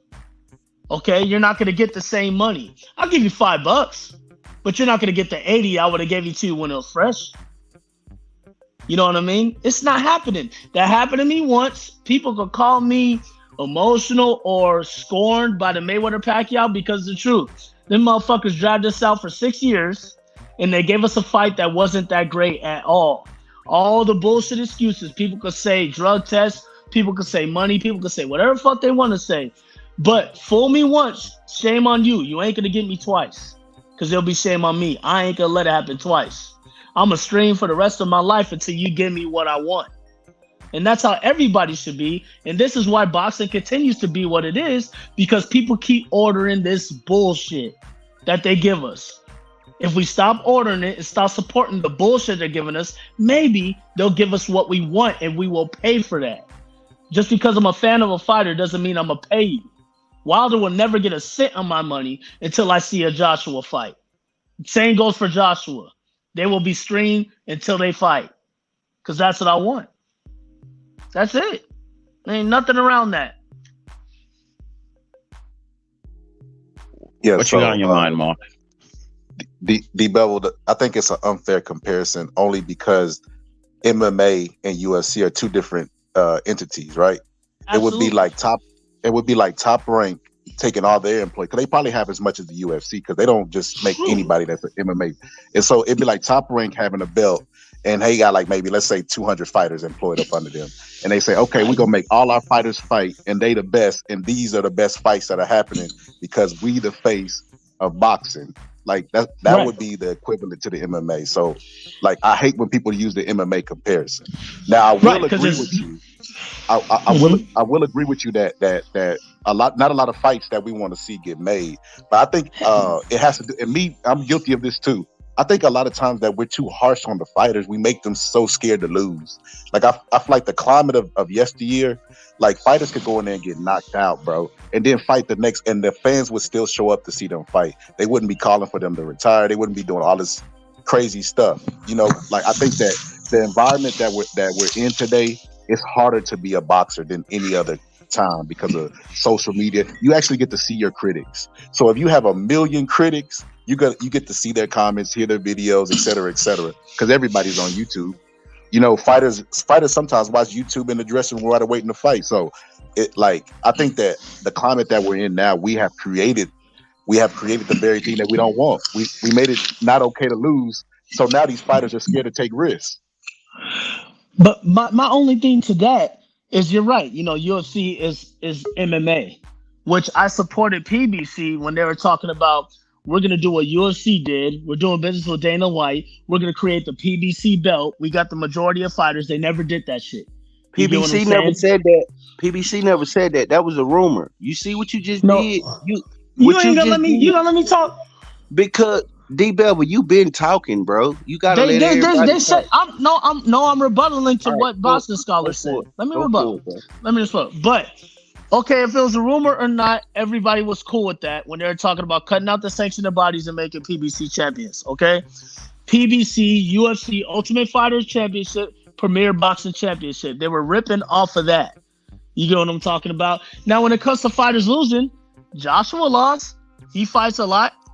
Canelo lost. He fights a lot. Wilder lost. He's about to fight again. Wilder only took 1 year off because of that devastating knockout he got his ass whooped on. He's back a year later. You was just trashing Wilder, dude. Man, this don't make any sense. What are you talking about? Nigga, I ain't trashing nobody. I give everybody same smoke. Wilder's my favorite fighter, but when it comes to legit criticism, I'm gonna tell the fucking truth. I ain't trashing the nigga. I'm not trashing him. I'm just telling the truth. Yeah, I think he's gonna run through Helenius. Yeah, Helenius is an easy opponent. A sparring partner that I saw Helenius fight Adam Kawanaki. Wilder's gonna mollywop that dude, and we know it. And it's him So for you him so to you warm not gonna up. watch the fight then? So ain't neither you watching the No, fight. I'm gonna watch it. I'm gonna watch it. I ain't gonna pay for it.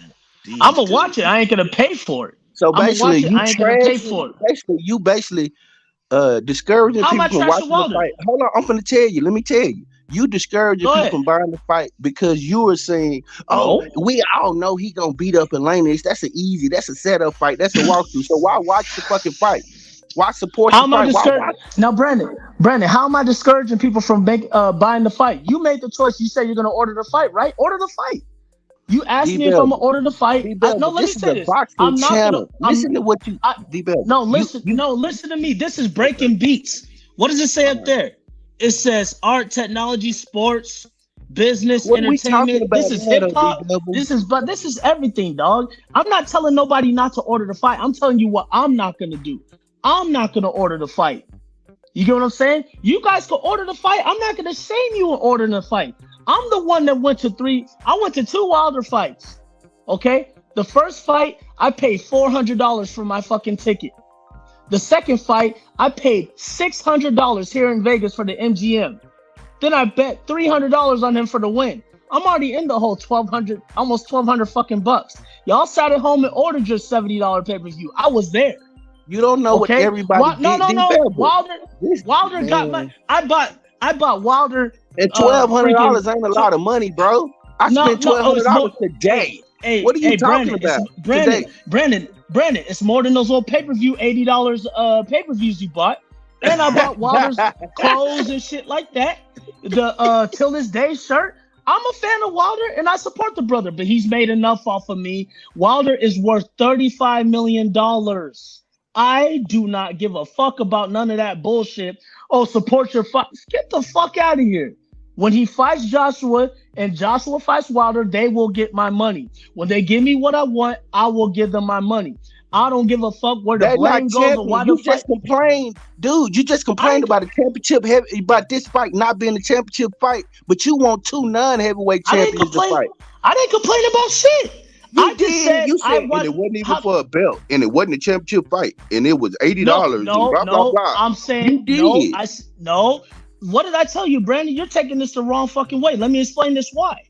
I said I'm not gonna pay for the fight. I didn't complain about it. If it was a championship fight, I can understand it being for money. But if it was Wilder Joshua, I'ma pay for that fight over a That's championship the same fight. thing. This That's was the same Andy. thing. It's not listen, for a no, belt. it's not. Listen, no, it's not. Listen, this was Andy Ruiz versus Luis Ortiz. We pretty much, it was a good fight. You know what I mean? But I pretty much knew Andy was gonna go ahead and get the victory. He was he was the favorite. It was a good fight, but I'm not gonna pay $80 for Andy Ruiz, Luis Ortiz. Are you out of your fucking mind? This is not Wilder Joshua. I'm not paying $80. If they want my $80, they will get. Listen to me, DBevill. You don't respect because I'm telling you, because I respect you saying you'll pay for it, but you're not respecting me saying I'm not gonna pay for it. Because the inconsistency of it, you named the reasons why you wouldn't pay for it. You said it wasn't a championship fight. It wasn't this. No, I was comparing that to UFC. Let me finish. You named all of this, and then you'll turn around and say, "But I'll pay for Wilder and Joshua." In the same situation. Well, what's the difference? Because they black and they because Mexican. that's a fight I want to see. This is the problem. Fight I want to see. Wait a minute, real quick. This is the thing, bro. People pay for what, like the brother just said. People pay for what they want to see. If we want to break it down and say this belt is on the line, it ain't a belt. We can do that, but that comes down to us as fans. People pay for what they want to see. The same way a Rolly Romero fight versus Tank Davis, I know a lot of people who don't want to pay for that. The reason they don't want to pay for it, it has nothing to do with the belts. It has nothing to do with any of that. What it has everything to do with is the interest in the fight. And so at the end of the day, it comes down to the interest in the fight. It's not necessarily about the accolades because as boxing fans, we want to see certain things, but you got to realize that more casuals are buying it than true everyday boxing fans, and so it has to appeal to them as well. And if it doesn't appeal to them, how can you be mad at anybody for not paying for what they're not looking for? It doesn't make sense. I'm not mad. The thing about it is, the issue is what you naming don't make sense. You're not being consistent. So, it makes perfect sense. I've been consistent on every weight class. I said I'm not paying for Tank Davis versus Isaiah Cruz. I'm not paying for Tank and Rolly. Now, if Tank wants to fight Teofimo, I'll pay for that. Then co-headline two co-pay-per-views. Okay, so and Brandon, that is your choice. Brandon, that is your choice as a boxing fan. And the Mexican fan base love him. Brandon, that's fine. If those excuses make you want to pay for a fight, pay for the fight. I'm not saying you want to pay for the fight, but when I say I ain't paying for the fight, don't get on me for not paying for the fight. Pay for what you want to see. I'll pay for what I want to see. That's not what I want to see. But you watch it anyway, but you steal it. So that means you want to watch the fight. So that means you want to watch the fucking fight. Absolutely, I steal it. And I'm going to keep stealing that shit. Because you want to watch the fight. Y'all motherfuckers, what are y'all, the pay-per-view police? What are y'all, the pay-per-view cops? No, you using the excuse for saying, wait, the reason why you say you don't pay for it because they're not giving you fights you want to see, but you still steal it and fucking watch the fight anyway, so you want to see it. Yeah. Oh, yeah. I want to see it for free. If it was on free TV, I wouldn't have to stream it. It don't make sense. What did PBC start on, Brandon Washington? What did PBC start on? If it's a fight that you don't want to see, you don't watch it. You don't watch it. You don't steal the fucking fight. You just don't watch it. What did PBC campaign off of? How did they get big? They said they're going to do free fights. We're done with pay-per-view, just like De La Hoya's dumbass with DAZN. And then they bamboozled us. They did that for years. Let me finish. Let me finish. And now they're making you guys pay for pay-per-view fights that are supposed to be on free TV, like a Tank versus freaking, come on, Cruz and all these other motherfuckers. Tank all these is other a names that he's not fighting. If Tank you want to be a fan and pay for that shit, pay for it. Fights on pay-per-view. Brandon, it's like this. If I could go to the best barbecue restaurant and get it for free, and you want to pay for it, pay for it. Don't get mad at me because I'm getting it for free. Okay?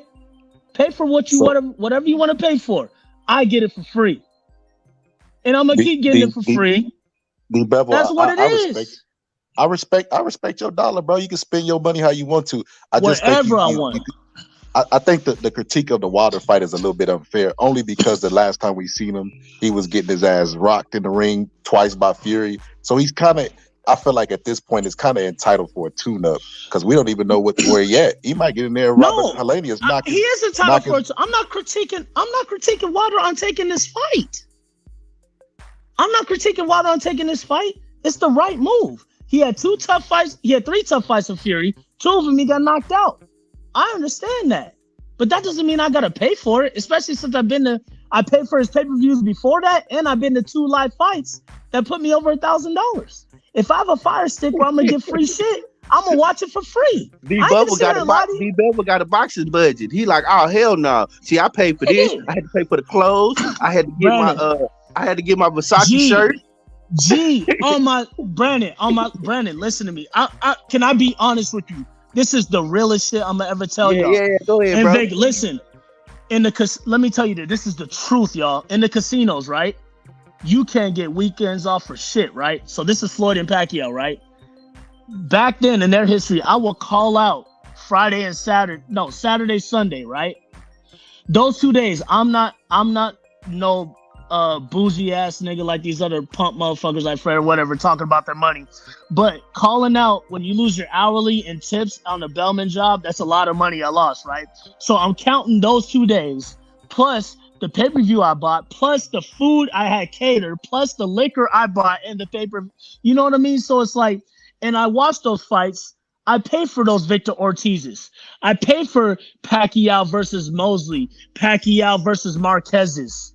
You know what I mean? Pacquiao versus Margaritos, Floyd versus Robert Guerrero. I paid for all of that shit by the same organization, Showtime, PBCs, who bamboozled me.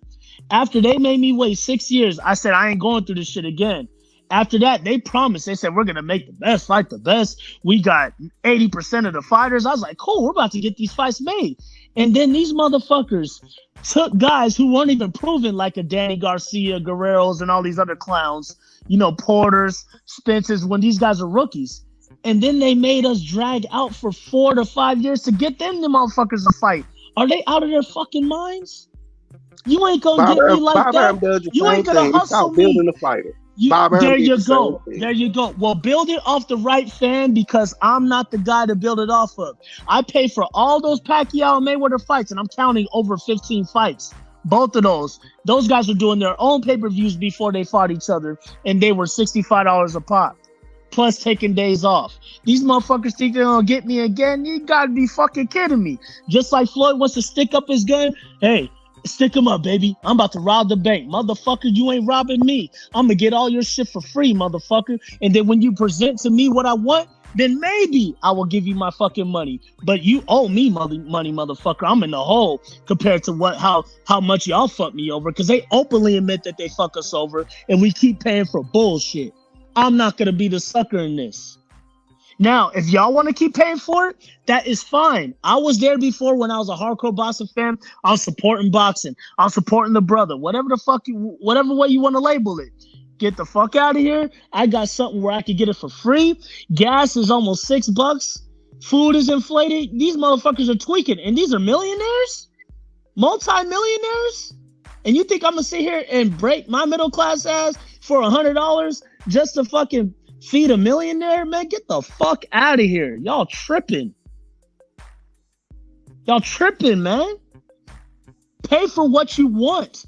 If you hold your dollar, just like y'all hold your vote. I ain't trying to turn this into politics, but that works, right? Like you hold the vote. Hold your money, then boxing will probably change for your ass. Holding the vote actually don't really work. It don't work. That's just a form of abstaining from participating in the system, but it does not work. If those pay-per-view numbers start going down and they're like, damn, these fighters aren't paying for Floyd versus Guerreros or anybody versus Helenius or Joshua versus some other motherfucker, or, you know, Thurman versus nobody, Barrios. You get what I'm saying? Then maybe they will make the right fights if those numbers come down super low. You get what I'm saying? Now, when they give us the right fights, they'll see those numbers go up. Just like when they make the right fights, the numbers go up because the fan is satisfied. But if I ask for cheeseburgers and you serve me tacos, I didn't ask for tacos. I wanted the cheeseburger. So I'm not going to pay for this. Just like you go to a fucking restaurant, you order something and they bring you the wrong shit. What happens after that when they bring you the wrong shit? They say, sorry, that's for free. We'll bring you what you wanted. They're not going to say, well, we bought you these tacos, so you got to pay for it. Well, you're still eating. You're still getting a good meal. No, motherfucker, I didn't ask for this. Give me what I want and I'll pay for it. Get that fan shit out of here. They don't support us. When they support us, we'll support them with our money. That's where I'm at with it, and that's where I'm staying with it.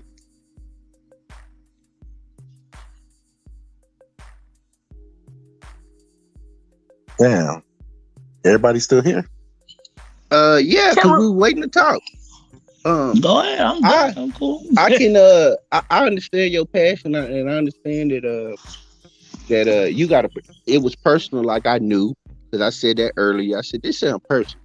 So it sounds personal, so I can understand why you feel the way you feel. You got dressed, you done spent money on pay-per-view, you know.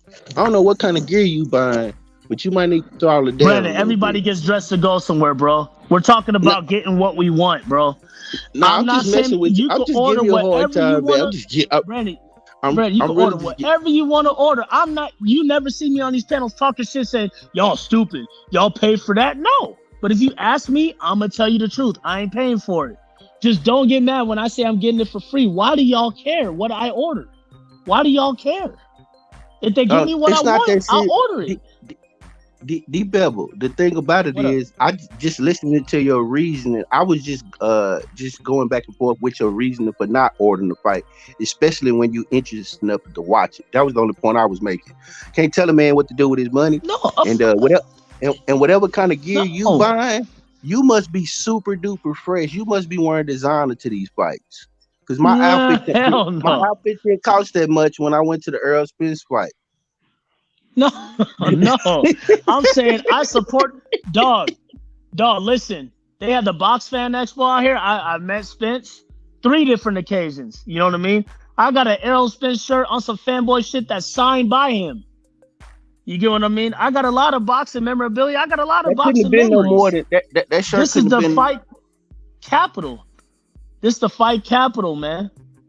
When I was cool with Fred's bitch ass, I met Sam Watson. Sam Watson gave me a shirt, took a picture with Sam, met all those guys, the twins, all that shit.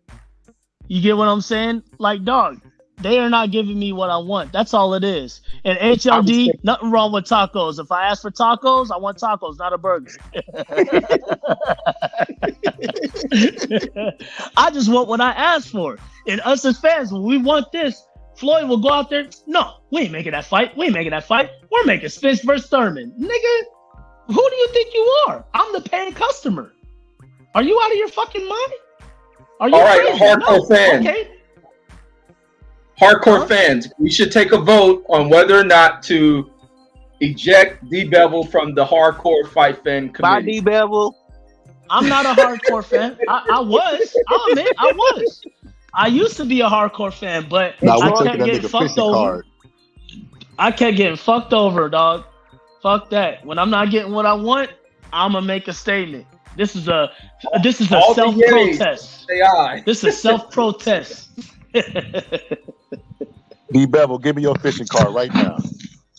Hand over your fishing card. Your fishing card. Fishing card. You missed that episode. It was an episode of Mark's where they were talking about child support, and they was like, they taking people fishing cards. I said, from now on, I ain't taking people black card no more. I'm taking niggas fishing cards. Give me your fishing card right now. Man, I love boxing, y'all. I want boxing to give me what I want. That's it. I want boxing to give me what I want. When they're not giving me what I want, you ain't getting my money. So it sounds like DBevill. It sounds like you tough on your ladies then. You got to give me what I want. You got to give me what I want. If you don't give me what I want, Brandon, you don't get me. Brandon, if you splitting game to this chick, right, for months, right, she ain't giving you it yet, are you gonna keep trying to? You can say, no, D, you got to keep going after her. You're gonna move on to the next. No, she ain't. Come on, man. This is a different topic. I ain't trying to go there, but you know what I mean. Them R&B niggas used to sing in the rain for the kitty cat. What you talking about? They ain't never give up. And they used to get it. And they used to get it for singing in the rain. But when they stopped giving it, they stopped singing though, right? Nah, I get what you said. But I'm still. I ain't gonna pay, man. I don't even know why. I ain't argue with you, bro, because I ain't paying for that shit neither. I got me a boxing house for that right shit, now, dog. bro. The numbers show nobody's paying for that. The numbers are showing. You talk about these boxing superstars, they can't even crack 300,000 pay-per-view buys. But the numbers are showing, the fans are showing that they're not interested no more. Because they're tired of this bullshit. They're tired of the ducking shit. They're tired of 4 champions.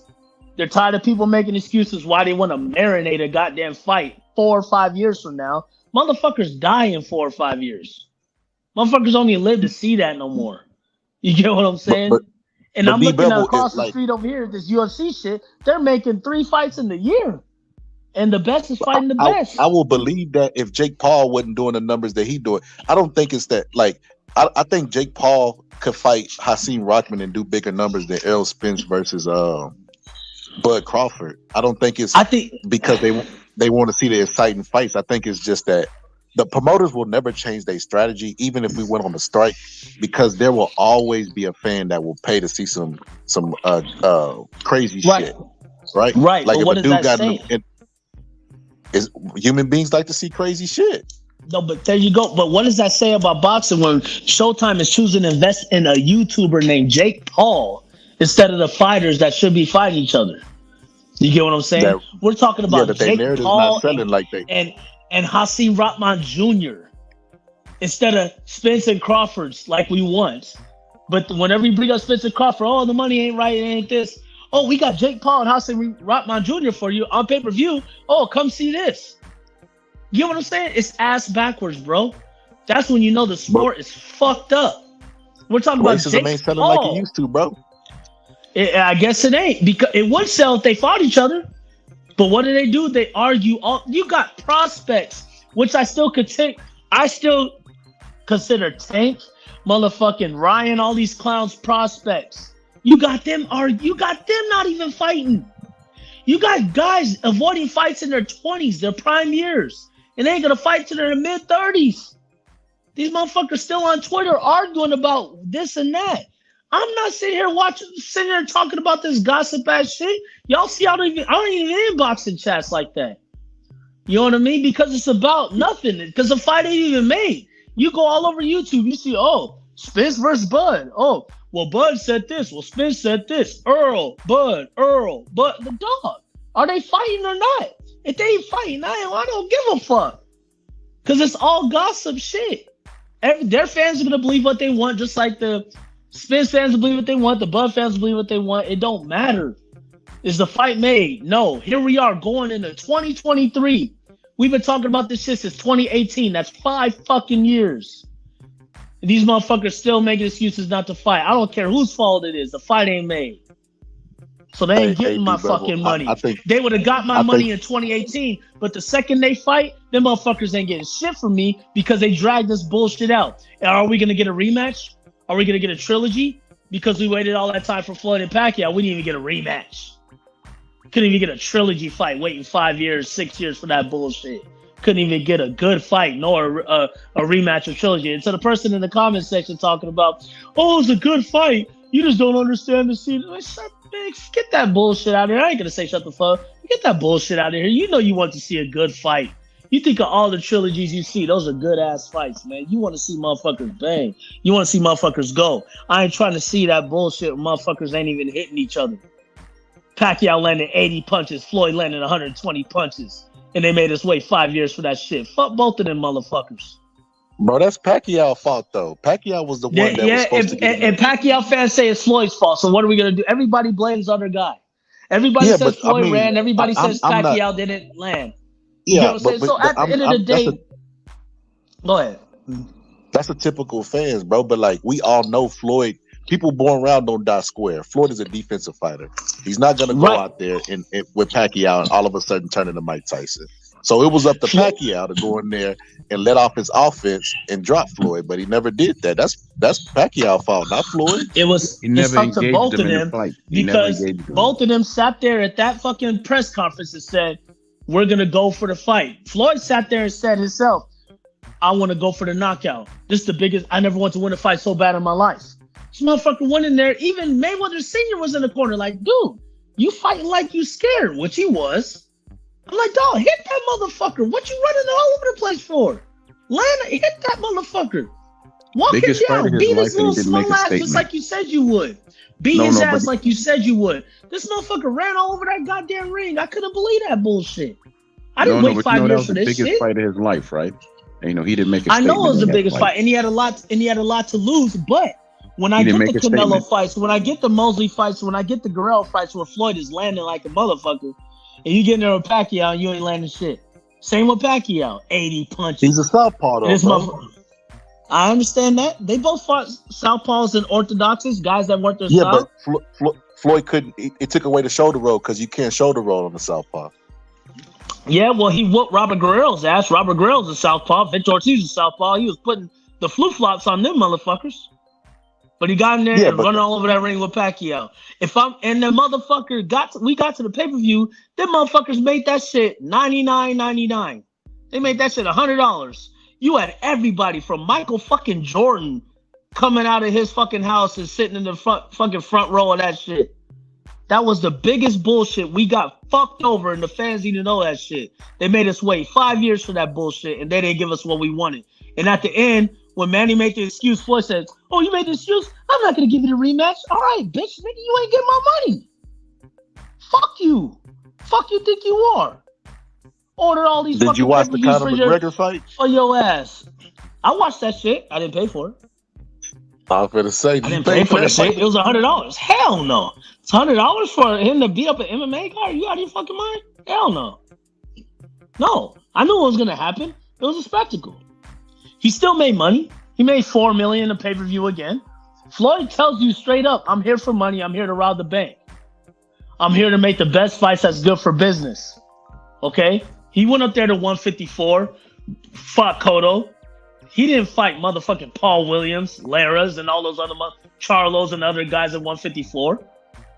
We don't critique his ass, though. You know what I mean? Because when you talk about Floyd, it's just a big sin. Or, you're going against your own. Man, fuck Floyd, man.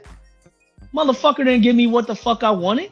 Made me wait 5 years for that Pacquiao shit. We should have got that shit no later than 2012. And motherfuckers were acting like bitches. Manny was acting like a bitch when it came to him not wanting to take a test. And Floyd was acting like a bitch when he offered Manny $40 million and no pay-per-view. That was bitch shit. Make the fucking fight. Stop talking shit. Get your ass in there and fight. We're here as a customer. Give me what I want. But no, he went in there and ran away from a Manny that got slept by Marquez. This Manny wasn't even the same Manny. Got his ass knocked the fuck out. And he was fighting scared like a bitch against a Manny that got knocked out. I don't respect that shit. You ain't getting my fucking money after that. I paid for that shit. I paid for that shit. I still gave him $100 after that shit. You didn't give me what I wanted? Man, hell no.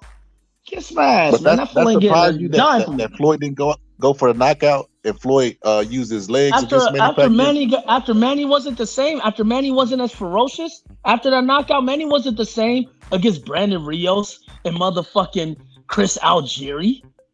Are you kidding me? He fought Brandon Rios and Chris Algieri, two 140-pounders, and he fought them carefully. He knocked out Algieri, but he fought them careful. And Floyd getting there and running away from these motherfuckers. Man, fuck that shit. But did that surprise you? It did, based off of what Floyd said he was going to do, because I believed it. I was like, you know what? This motherfucker's really going to go in there and fight. He's going to go in there and knock this motherfucker out. We waited for this shit. I want to shut these motherfuckers up. I've been arguing with Pacquiao fans for 5 fucking years. Go in there and whoop this motherfucker's ass. Went in there and ran around the ring. So I remember watching Anderson Silva versus Nate Diaz, and he ran around the ring. No, Anderson Silva knocked out his opponents. Anderson Silva finished him in devastating fashion. He ran from Nate Diaz to the point where Nate Diaz stopped. You mean Nick? And moved You mean Nick? No, you mean Nick Diaz. One of the Diaz he never fought Nate. He fought Nick Diaz, and that's after he got slept by Weidman. So it's understandable after he got his ass slept. Floyd never lost. Okay? I can understand Pacquiao fighting scared. No, I don't see what I just did because Pacquiao's the one that got knocked out and he was still trying to come for Floyd and make it a fight. Floyd never lost and he was fighting scary. Anderson Silva got his ass slept and broke his leg, snapped it in half. And he went in there and played careful against a younger Nick Diaz. Yeah. If he would have ran those times that happened, that wouldn't have happened because he would have been being smart. Floyd never had that happen to him because Floyd was being smart. Floyd is smart inside the ring and outside the ring. I can't believe that like if Floyd had a fight tomorrow and was like, I'm coming back to fight Pacquiao and I'm gonna knock him out, who in the world will believe that? Floyd is not a knockout artist, especially late in his career. No, he almost knocked out Victor. Well, he knocked out Victor, even though whatever. But he almost got Robert Guerrero's ass out of there. You know what I mean? He put up way more. Go look at his punch stats against the previous fights and look at the Pacquiao fight. You get what I'm saying? Pacquiao was a defeated man. He wasn't the same. He should have beat the shit out of this motherfucker. And you can't even think of a significant shot that motherfucker landed in the fight. He did. He did beat the shit out of him.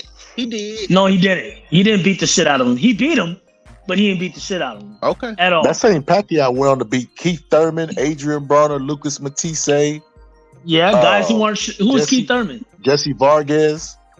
Who's Jesse Vargas? I know Jesse Vargas, by the way, but who's Jesse Vargas? But I think you being argumentative, man. It seemed like you just want to argue. No, I'm not. Because I'm not. He just told you. No, I'm gonna tell you why. I'm gonna tell you why. Because he just named some notable fights that Manny Pacquiao had after Who did they beat? And you just hurry up and dismissed them. You didn't even give him a thought. You just dismissed them. So that shows you being argumentative. Who did Keith Thurman beat? Who did Keith Thurman beat? It doesn't matter. What matters is yes, it does matter. Did he beat Butter Spence? Who did he beat? Danny Garcia, the one who has zero resume at welterweight. He went to war with fucking Porter, which that fight could have went either way. He had one fight with Porter, who beat Kell Brook. Did Keith fight Kell Brook? No. Keith didn't fight nobody. Yes, he was undefeated, but who did he fight? Who did he fight? He fought Danny Garcia and Sean Porter. Danny Garcia and Sean. Okay, now I'll give him Sean Porter. Danny Garcia wasn't shit at welterweight. Danny's greatest accolades are at 140. Was at 140 against motherfucking Matisse. Who's Danny Garcia at welterweight? Fight Robert Guerrero after Robert Guerrero already had 2 losses. One against Floyd and another against some other guy that we can't even think of right now. Then he waited 1.5 years and he fought Samuel Vargas before he fucking fought Keith Thurman. Danny Garcia's welterweight resume was bullshit, and everybody knows that. But everybody wants to keep saying Danny Garcia. Danny wasn't shit at welterweight. He had 0 victory at welterweight. He won a vacant belt in the Guerrero fight at welterweight, which a lot of people had Guerrero winning that fight. Danny wasn't shit at welterweight. Danny beat Amir Khan at 140. Danny beat Amir Khan at 140, and he beat Matisse at 140. That's Danny's accolades. He didn't even face his mandatory and the guy that Bud had to fight. Danny couldn't even unify the belt at 140. We're talking about Danny's so great, but people want to shit on Bud. Get the fuck out of here. Danny ain't shit. I'm just saying that for Pacquiao to be that age and beat Keith Thurman, that is a fucking impressive ass. That doesn't say nothing about his age. That says something about these fighters. Who the fuck is Danny Garcia? He's nobody. Who the fuck is Keith? He's nobody to beat. He didn't beat nobody. Now, if he beat Errol Spence and Bud Crawford, then I will understand. But he didn't want smoke with him at the time. That's why Manny fought.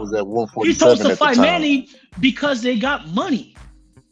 That's why Thurman waited. Like I said, I'm not afraid to let it go. Motherfucker was gambling in fucking Vegas casinos the night before the fight. Wasn't even getting rest, proper workouts. Then this motherfucker went back to fucking India somewhere and got fat again. He gets fat just like Broner, loses weight to go in there, get a fucking bag and leave. Motherfucker ain't dedicated like that. Everybody knows Keith Thurman ain't dedicated to this fucking sport. Keith Thurman ain't shit, bro. He proved that. This motherfucker fought once every 1.5 years. My shoulder, my ankle, my wrist. Mr. Injury prone ass motherfucker. Fuck Keith Thurman. He ain't proved shit. He beat Danny Garcia. I'll give him Keith Thurman. No, he's not. He beat Manny Pacquiao. Beat him. A 40-year-old beat his ass. That's what I'm talking about. How was that great? How was that great? You lost to a 40-year-old washed-up guy who already lost. That's what I'm talking about. He was undefeated when he beat him. That's what I'm saying. Guess what? And guess what Bud and Spence would have did to Pacquiao? They would have demolished that motherfucker. Knocked his ass smooth the fuck out. But that should have could have. If Keith Thurman could have beat Pacquiao, but Ugas did, what does that say? What does that say? Come on, man. Keith Thurman don't give my respect, man. He could have proved himself back in 2013-14 when he was the man. He chose not to fight the best. He chose not to fight Errol Spence. Now he's calling out Spence. He chose not to fight Bud Crawford, talking about, oh, you have to come up here and prove yourself. He come up and get a belt, then he make more excuses. But I guess I'll tell you what. I remember those days when motherfucking the guy that Bud beat for the WBO, he was calling that motherfucker out after he beat Pacquiao. Everybody knows Pacquiao won, but Thurman wanted that belt. He's like, come on, Jeff Horn, let's fight. Bud got that belt. That motherfucker made excuses. Keith Thurman's a bitch. Straight up and down. That motherfucker's a bitch, bro. He don't get no credit from me. These motherfucking fighters don't get no credit, man. They duck like hoes. They duck in their primes. They duck when they're supposed to be proving themselves. So stop watching them. That's what what do you think I did? I ain't paid for that shit. You think I watched Keith Thurman's last fight? You think I watched Thurman versus Stop watching You think them, I watched period. Brandon, you think I watched Thurman versus Barrios? I didn't even stream that shit. You know the last Thurman fight I watched was the Pacquiao fight. That was in 2019, bro. I ain't watching no Thurman fight. You know another reason why I haven't? Because he fought once. Oh, so you didn't watch Thurman versus Barrios? So you didn't watch Thurman versus Barrios? Okay. Thurman looked like a world beater. Thurman looked like a world beater. He looked strong. He looked great. So you missed the great looking Keith Thurman. Brandon, listen to yourself. Listen to yourself. He fought a guy that fought Tank Davis his last fight. What the fuck does that say? A guy that fought Tank Davis gets to fight Keith Thurman. That shows you how much of a hoe Keith Thurman is. Next topic, bro. Y'all know this is bullshit. DBevill, did you regret buying that Silva versus Nick Diaz fight? I didn't buy that. I went to. I'll be honest. I went to a friend's house. I'll be honest. I went to a friend's house that ordered it. You know what I mean? I wanted to pay for that. What about Israel Adesanya's last fight? His last fight, I went to a friend's house as well, and he streamed it. I ain't gonna lie. I streamed. Well, it sounds like you don't pay for fights in general. No, I pay for fights that I want. I stream UFC too, and so do y'all. But y'all just don't want to admit shit. So MMA, that was a title fight, wasn't it, with Israel Adesanya? Yeah, Israel Adesanya versus Jared Cannonier. Do you think that was worthy of a pay-per-view? No, because we all knew he was going to win the fight. Now his next fight, his next fight is pay-per-view. Now his next fight, his next fight is pay-per-view worthy. No, I already told you what I said. Y'all just keep forgetting what I say. It's like y'all listen, but you're rebuttaling without listening to what I'm saying. No. I pay for what I mean in terms of the UFC matchmaking. I said in the beginning of this. I said in the beginning of this conversation, I pay for what I want to pay for. Yep. I stream what I think should be free to me. It's not just boxing. Boxing gets streamed most definitely because the best don't fight the best. Clearly, now UFC, I stream UFC as well. I stream that shit too. It's not just I'm ordering UFC. I pay for what the fuck I want to pay for. I ain't gonna pay $80 when I could look at it for free on the internet. I'm not come on. That doesn't make any fucking sense. When they decide to crack down, stop acting like all y'all niggas that are my age. I'm turning 36 this month, right? On the 21st, right? Y'all raised in let me say this. Y'all raised in the 90s, right? Right. Am I right? Raised in the 90s? Hello, can I get a rebuttal? Are y'all raising the 90s? Oh, we didn't know we were supposed to respond. You've been talking so long. We thought you just gonna. We thought that was rhetorical. Oh no, yes. no. I'm rebutting to like 3 different people. But yeah, you're raised in the 90s. Y'all know y'all had that black box. Stop fucking lying. I ain't had no black box. I was poor. Yes, you did. Yes, you did. You weren't poor, Brandon. Stop lying. No, I grew up poor. Yeah, you watched them fights though. If you grew up poor, why did you pay for the pay-per-views then? I'm 41, bro. I'm able to pay for pay-per-views. I'm able to pay for it too, but I ain't. So yeah, it don't bother me you see how it don't bother me? I fell asleep on the fight, so it shows you how it doesn't bother me. So would you go ahead? I didn't hear you, DBevill. D. Let me see. Let me get it back up. You know, fell asleep mid sentence. Nah, maybe his audio dropped off.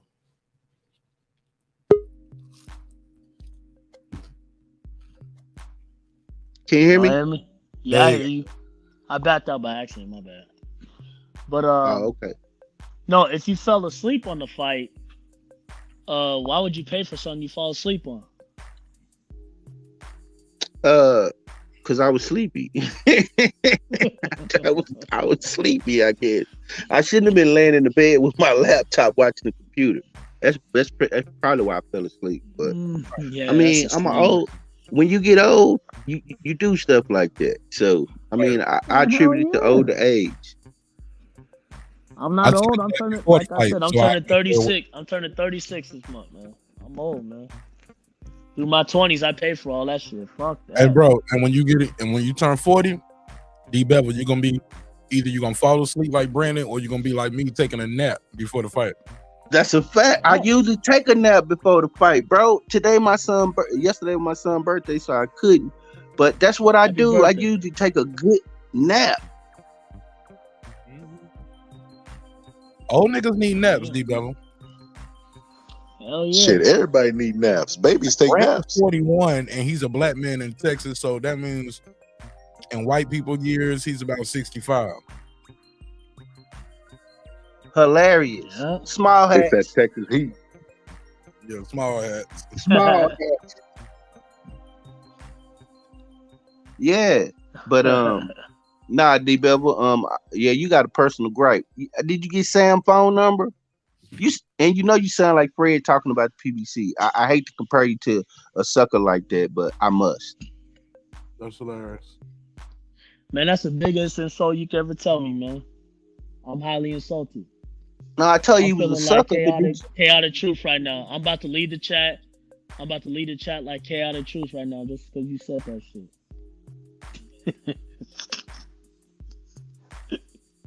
Hey, Brandon, if PBC hits you up and tell you they're gonna give you a job, but you can't talk no more on this panel, you can't associate with black people, would you do it?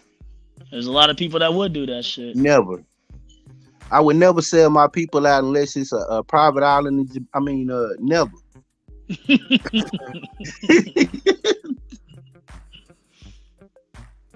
Man, I would be like, so when you say don't talk to my people, you mean like family?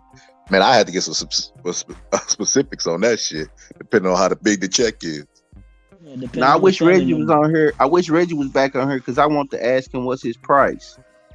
Like, how much? I mean, what do the white men got to offer you to, for information? Don't put that on live, man. Ask him one-on-one. You got his number. Nah, that was a joke, Mark. That was just a joke. Like that. That was just a joke. Cause I believe everybody got a price. My price is no joke then. my price is, I meant it as a joke about Reg, because I know Reg would have probably been like, I ain't selling out, but my price is I would sell out my nah, he'd be like, let me put me on one of the Rockets. Right. No, Reggie be like, I want to Reggie be like, put me in the FBI and give me a badge. So y'all know every time that that rocket doesn't take off to go to the moon, I keep thinking of Reggie, man. I laugh every time. I like, I do too. I do too, Mark. That's cold. I laugh every time. I go like, I told you these niggas ain't never been to the moon, Reggie. Why when has technology ever went backwards? When did we? Like, the phones got better. They didn't, like, we ain't even using the same phones we used in the 70s. But we can't get back to the moon. And ironically, the only time we went to the moon was with the president that got kicked out of office. Ain't nobody else. Small hats. Ain't no other administration been to the moon other than Tricky Dick Nixon. Let that sink in. Small hats. Let that sink in. I thought that was Kennedy in the house when no. Kennedy started it, I believe, but it didn't. Kennedy made the declaration. He said, we plan to go to the moon. Go to the moon. Okay. He made the declaration. Okay. Mm-hmm. They had that damn space race and Nixon said we went. and they drive it. And the crazy part, it's a goddamn dune buggy. So now you gotta. So you had the calculation to put a dune buggy. You know how backwards the technology has went, Brandon, bro. In space exploration. So you was able to get on. So you was able to walk on the moon. Y'all spacewalk with tethers, but you was able to walk on the fucking moon with no tether. Come on, bro. And now they're trying to figure out how to. They said it's gonna be an orbit around the moon first. Then we're gonna send some things. Then we're gonna probably get a man or a person there in about 5 years after that. So we're still looking at 7 years after this thing do its orbits and take the pictures. So I'm like, but y'all been here before in the 70s. Yeah, landed on it, drove on it, played golf on it. Motherfucker got a golf course flag up here, played golf, drove around the motherfucker. And in order to leave, that shit had to shoot off from the moon, reconnect with something that's orbiting the moon perfectly. That's moving, however many miles per hour. It ain't moving like in. It ain't moving as slow motion. It's moving very fast, and it shoots up, reconnects with that module that's orbiting the moon, so they can leave. And then they come back, land in the middle of the fucking off the moon. Never forget that. Math on that can't be off by even a decimal, bro.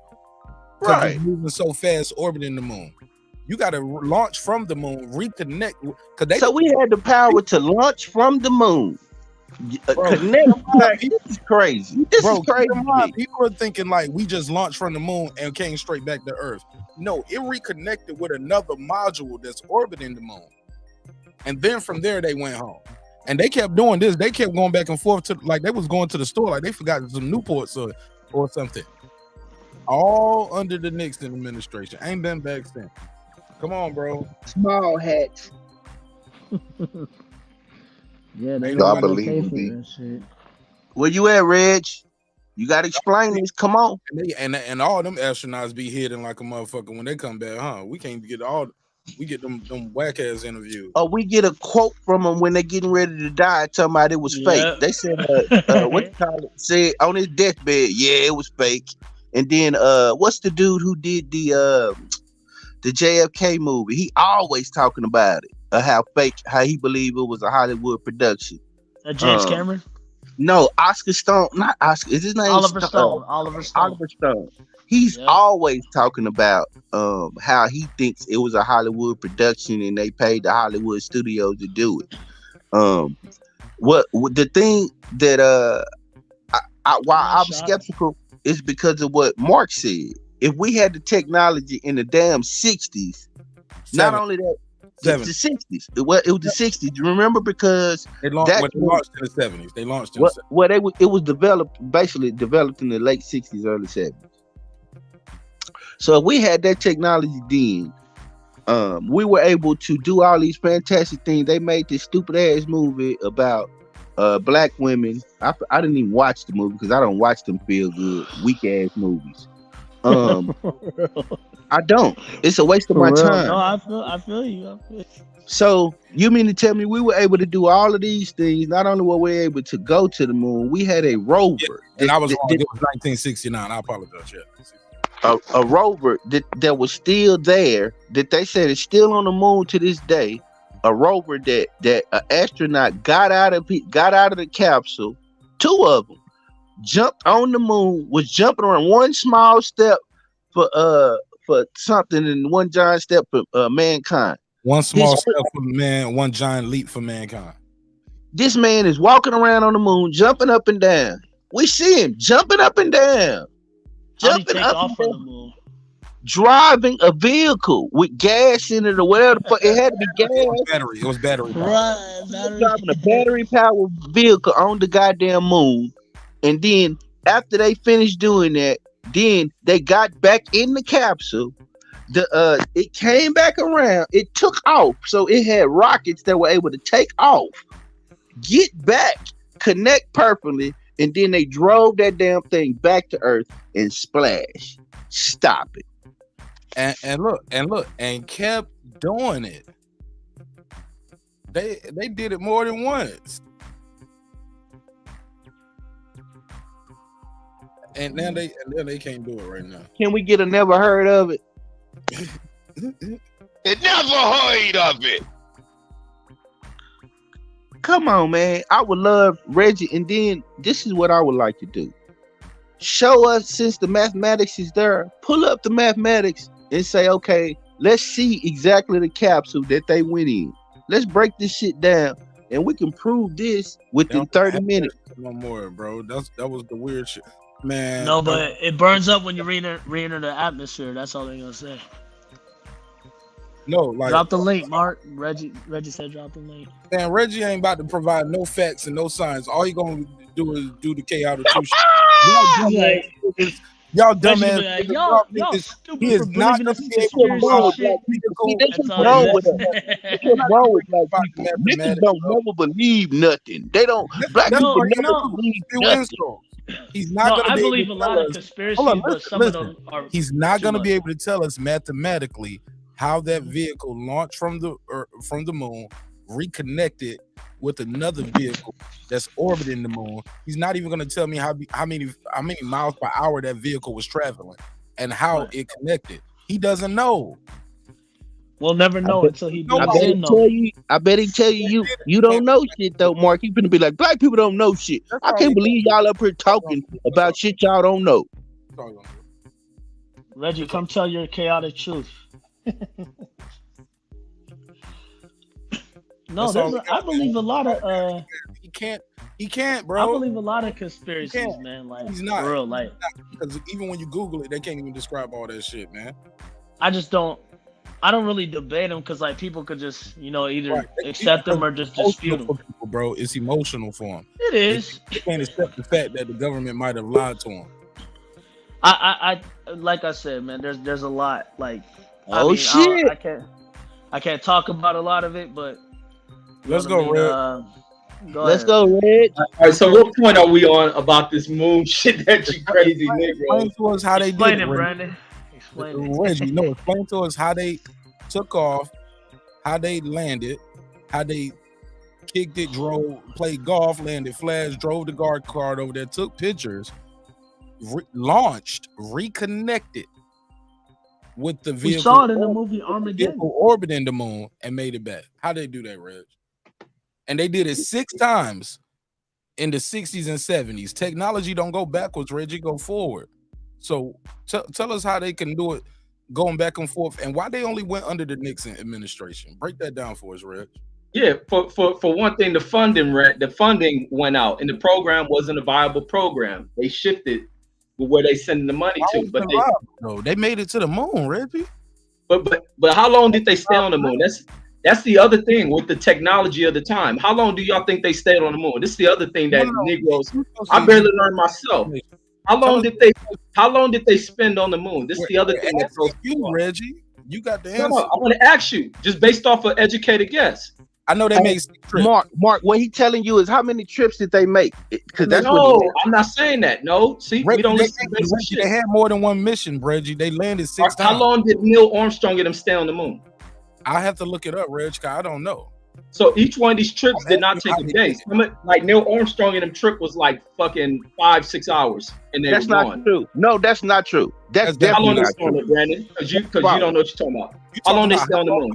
Red, both of us are speculating because you don't know. So we speculate. They spend the night? No, I'm not speculating. The info is out there. So they spend the night on the moon. Took longer than the whole trip took longer than a day, 6 hours, Reggie. No. How long did they spend on the moon? Simple question. Like 30 minutes. They spent like a few hours in the first trip. They don't have the ability. How long did Neil Armstrong spend on the moon? Armstrong, Aldrich, Reggie, you're off by a ton. They spent 21 hours and 36 minutes. Wrong. I knew there's a 30 minutes in there somewhere. No. Reggie, I got it on the screen, Reggie. All right, pull it up. Let me read it. Damn, bro, like my word ain't good enough. I'm looking at it. No. We like to do facts. Remember, there's Reggie facts and then there's real facts. It's right here. Because you tell them no, and it's right here on the screen. Okay, but we'll go with that. But is that do they spend? No, hold on, Reggie. It don't work that easy, homie. It don't work with. Okay, we'll go with that.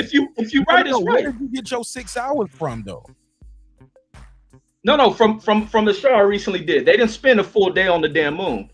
Okay, and therefore, so what you're saying, Google is wrong. How long did Neil Armstrong and them spend on the moon? How long did Neil Armstrong? No, I'm gonna give you that one. I'm gonna give you that. But my thing is that they didn't spend days on the damn moon. Reggie, we still talking about how did they get there and how did they land off? How did they get there through the same way they're about to go there now? Through big ass rockets to get you out of Reggie, ain't nobody on them rockets. Ain't nobody on them rockets, Reggie. What you talking about? Brandon, it's the same thing that went through Apollo test. Apollo ain't one and two missions. But they already got listen. Before any man was headed to the moon, they ran several of those Apollo missions the same way they're doing now. And Reggie, without man on there. They did it 6 times. They got it down pat.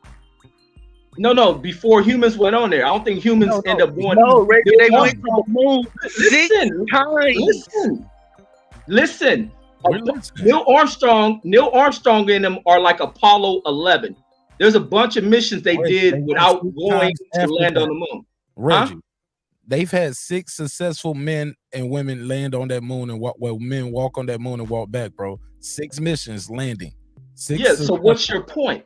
My point is, how did they do it then, but they can't do it now? No, they can do it now. What makes you say they can't do it now? Technology gets because better. They ain't did it since then. No, technology was advanced back then. They just didn't. But what makes you think that they can't do it now? What are you talking about? They ain't doing it, Reggie. They ain't did it since. No. Do you know why they haven't launched that damn rocket? They ain't did it since Nixon.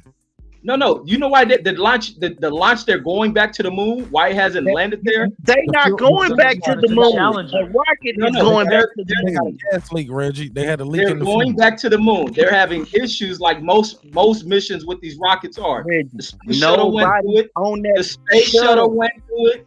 Listen, homie. No, Reggie. The space shuttle went through it. Listen, homies. Reggie, they had a leak. And it will be something that will correct. Just get to the leak right now. It ain't just like an exterior leak. They got to take some pieces off. So it's going back. And they will fix that. This is part of that space program. It's always been part of the program. So what was the point of your question right there? You was like, they got a gas leak. Yeah, because I'm wondering why y'all say they're not returning to the moon. This mission is going. Because they not listen, this is what I'm trying to tell you. Listen, this is why y'all don't listen. What I say about the damn Apollo missions? Neil Armstrong's the first dude to land on the moon, and that's Apollo. Listen, homie, y'all look. See what you're not. No, you're not listening, Reggie. What you don't understand is after they did it with Neil Armstrong, they had several successful missions, meaning they had the technology to keep duplicating and doing it over and over. Right now, with this mission, what they're gonna do is that shit is gonna orbit the moon, and it's gonna take pictures. Then they're gonna send it comes back, and they want to make sure it can land. Then they're gonna launch it again, and this time they're gonna land a payload, i.e., vehicles, blah blah blah, and see how that lands and launches back. And then they're gonna try to send people. It's like a 3-step process, and they said it should take about 7 years. Exactly. No, it ain't gonna take no 7 years. They'll be sending humans in 2000. I'm telling you what the program shows by Artemis 3. Artemis 3, which shows you 6 hours. Huh? The program that you was talking about said you only spent 6 hours. The program I had was right. It's 21 hours. No, you're right, but that still don't stop where I'm going with my point. My point is that they didn't spend days on the fucking moon, and none of the programming. This time they're gonna spend 20-something days on the damn moon surface, on the other side of the moon, and then the missions is to continue to develop those programs because pretty soon they're putting people on the moon. They already got shit roving them. Not to the moon. But pretty soon. They already did. That dumb shit up because you be on other shit. Pretty soon from the moon, they're heading over to Mars. They already got shit on Mars. The technology's there. They're doing it. They have sent shit to fucking Saturn. They have sent shit to fucking Jupiter. They have sent shit to all these damn planets. The technology's there, homie. And they're moving there.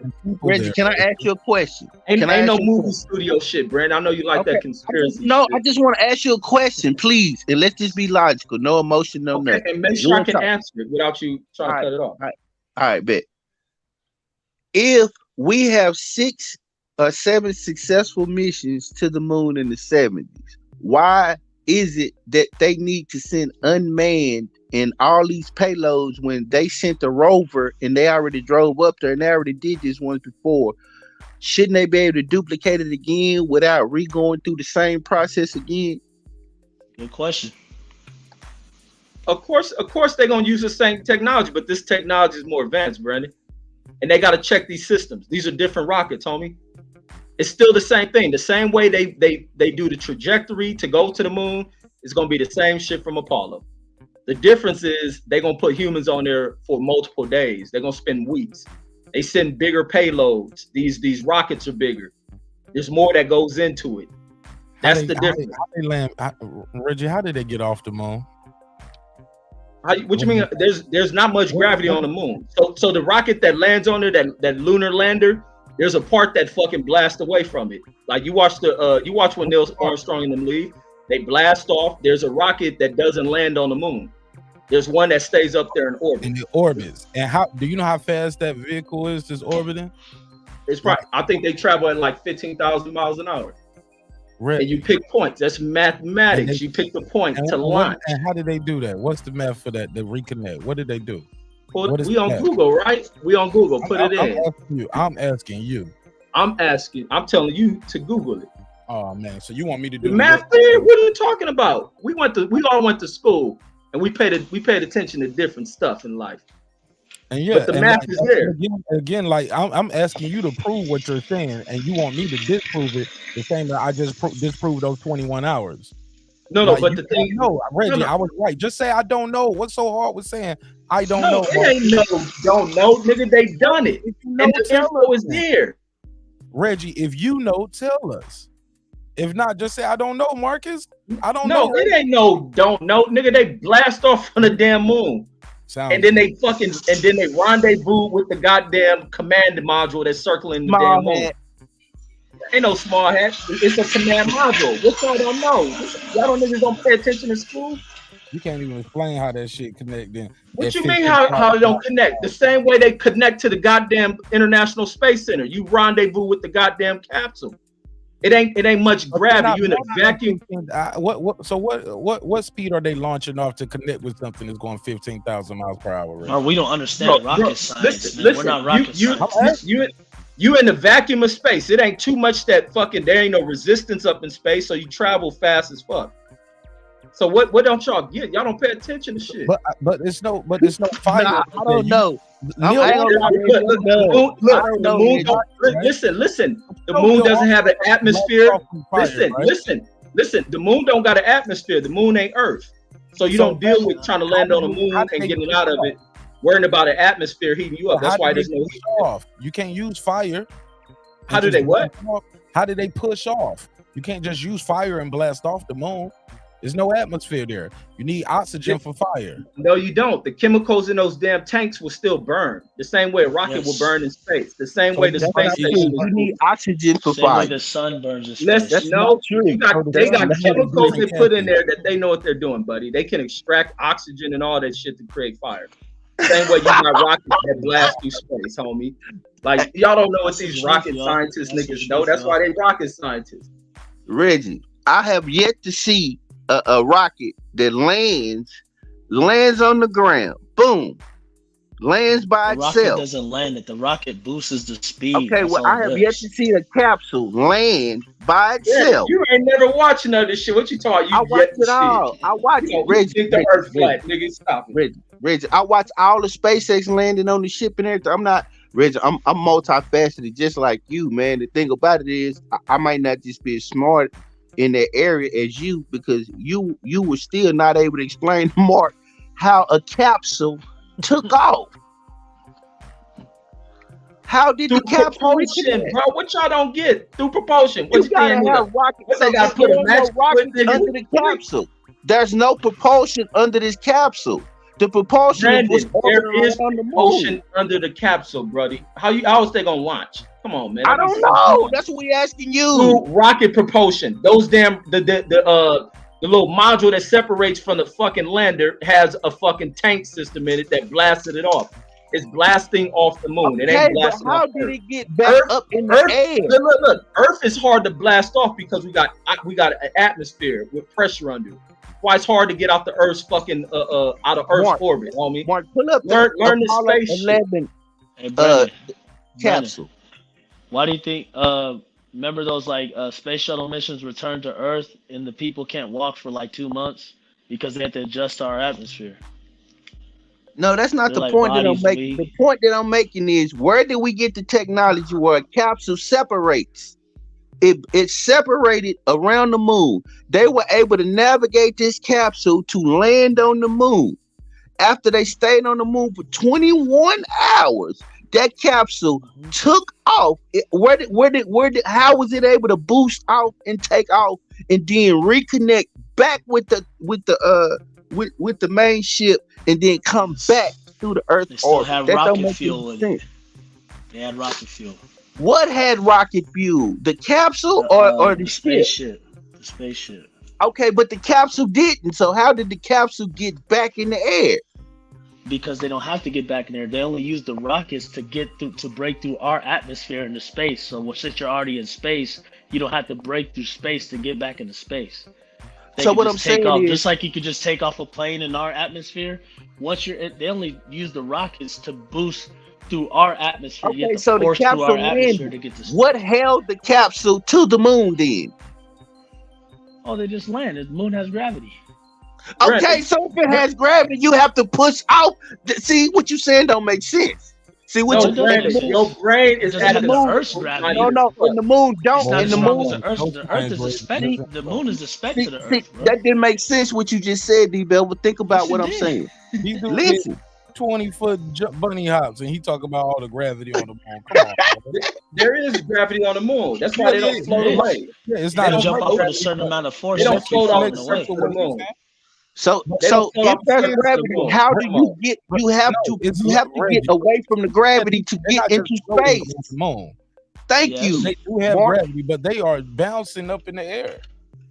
Yeah, No, the they're not gravity bouncing is with a hard third of force. the gravity is here. So you're But gonna you be much bouncing enough lighter. force, How you'll did they keep floating away. Are you guys rocket scientists? I'm asking That's y'all. like I'm No, not- they just what you guys niggas are out. They doing. just niggas y'all on This is how YouTube. y'all like, sound. no, This but is how y'all, y'all sound. y'all are not rocket But scientists neither. Y'all No, just but this believe is how y'all I sound. believe in what the rocket scientists putting out. Thank you. Just like we And believe I what got, the and I car got, I'm gonna makers, pull like up, when I'm you gonna put pull gas up in the the car. document up for you. Ain't now one Hey, of y'all no. read Hey, nothing. You know, and I'm gonna pull up. I'm about to pull up. Hey, look, I'm about to pull up a moon Apollo document for you because okay, right, and Scott it is is wrong. right. You should have did that before you told me they only spent 6 hours over there, Reggie. I would have took you. No, because I'm pulling up the Hey, facts. You Hey, should have yo, pulled it in 6 nobody, hours, homie. Mark, do you question when you put gas in the car? You're like, how does this gas make this engine rumble and move? No one questions it. We don't know how it does. No. But it Yes, does we it. do. We got do, but we scientists. know how combustion Okay. engine works. You know what? We You know know what? How does exactly how electricity combustion work? No engine one knows works. how electricity works, but it DBevill, works. DBevill. Yes, Hold up. DBevill, you're wrong. You're wrong. Because we go to school for mechanics. We can do that. We can build. I know Facts. some people that can build a car Rocket from scientists scratch. go to school too, though. They go to No, school. They know no, how it works they just don't because go we back don't and know how forth it to the works. moon. They don't go back and forth to the moon. I know somebody that go can to make a car right space. now that can drive from North Carolina to California because go he can to explain the space. science and he can do it. They go to space. That's all that matters. Yeah, they can go to space. I'm just saying Yeah. they ain't taking niggas back and forth to the moon like they going to the corner store. Yes, they can. How do they get through the Van Allen radiation belts? It's explained by rocket science. It's explained by NASA. They'll tell you. All right. But you know what? It's other people that work for NASA too, and they say that's bullshit. You know that, right? So which one you believe? You believe the one that's not true. The one? Yes, Name that those is other very people. true. Okay, look It it is up. some Name those other people that work for NASA. It is. It's Name those other astronauts. people that work for NASA. Hold on, listen, Name 'em. man. It's people that work for NASA. I can just show you the documentary. I don't remember these niggas' names. That ain't my Man, job that's to some remember their name, but I can conspiracy show you the doc. Listen, man. You asked. Let me give you the information. Go ahead. And I can give you the information, and you can find these guys who are astrophysicists. They make rocket engines. They work for NASA. All these people, and they'll have their own story. So just because you believe a certain group of people, and I just believe the other group of people, don't mean like just because you say they look. You can get 2 psychiatrists and 2 lawyers and 2 doctors. They can look at the same patient and see something different. But I'm telling you, man, the science, when we start talking about them Van Allen radiation belts, it's the astronauts up there, and they can't even explain some of the shit that they were telling us that they did. Listen to Buzz Aldrin. Listen to his interviews. He's the astronaut, bro. He was there. And he contradicting himself, saying shit that don't sound right. And he was there, allegedly, right? So I can Buzz Aldrin got 90. That nigga had dementia out of this world. Nah, like, nigga. Come on, bro. You don't. That nigga was demented like a motherfucker. That's a His brain was Buzz Aldridge. Aldrin. You know what I meant, Reggie? But Reggie. That's not true, bro. He just what's turned not 92. true? He was 90 when he made those statements. He just turned 92. He been saying this shit he couldn't explain this shit when he was young. He was old as dirt, making these young. He was young then. But no, he wasn't even really making these claims because he still was doing tours about Apollo, still doing tours on Apollo. Right. And when people asked people, and when that dementia shit kicked in, he got to saying certain shit. Okay, I guess that fits the narrative. I didn't know he had dementia. No, it ain't no narrative. This is fucking medical. Man, he didn't have dementia. Who told you he had dementia? So what, he got Alzheimer's? He didn't have nothing. He just died, he did, bro. He got amnesia. Here's the thing. If he was coherent enough to go around and give speeches and be an expert and write books at his old age, then when did his dementia kick in and when do we decide what he says is true and what's not? You know, Tony Bennett cut an album with Lady Gaga and he was fucking demented out his brain.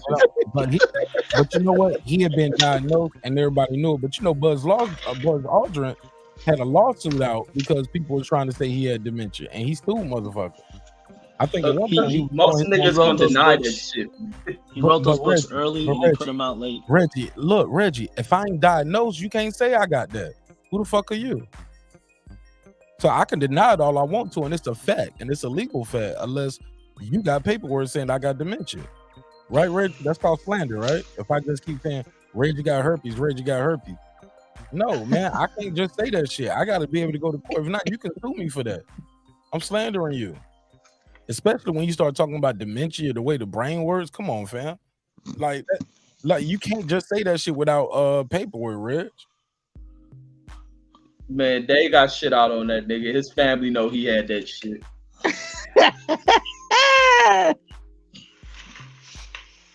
Yeah, I guess.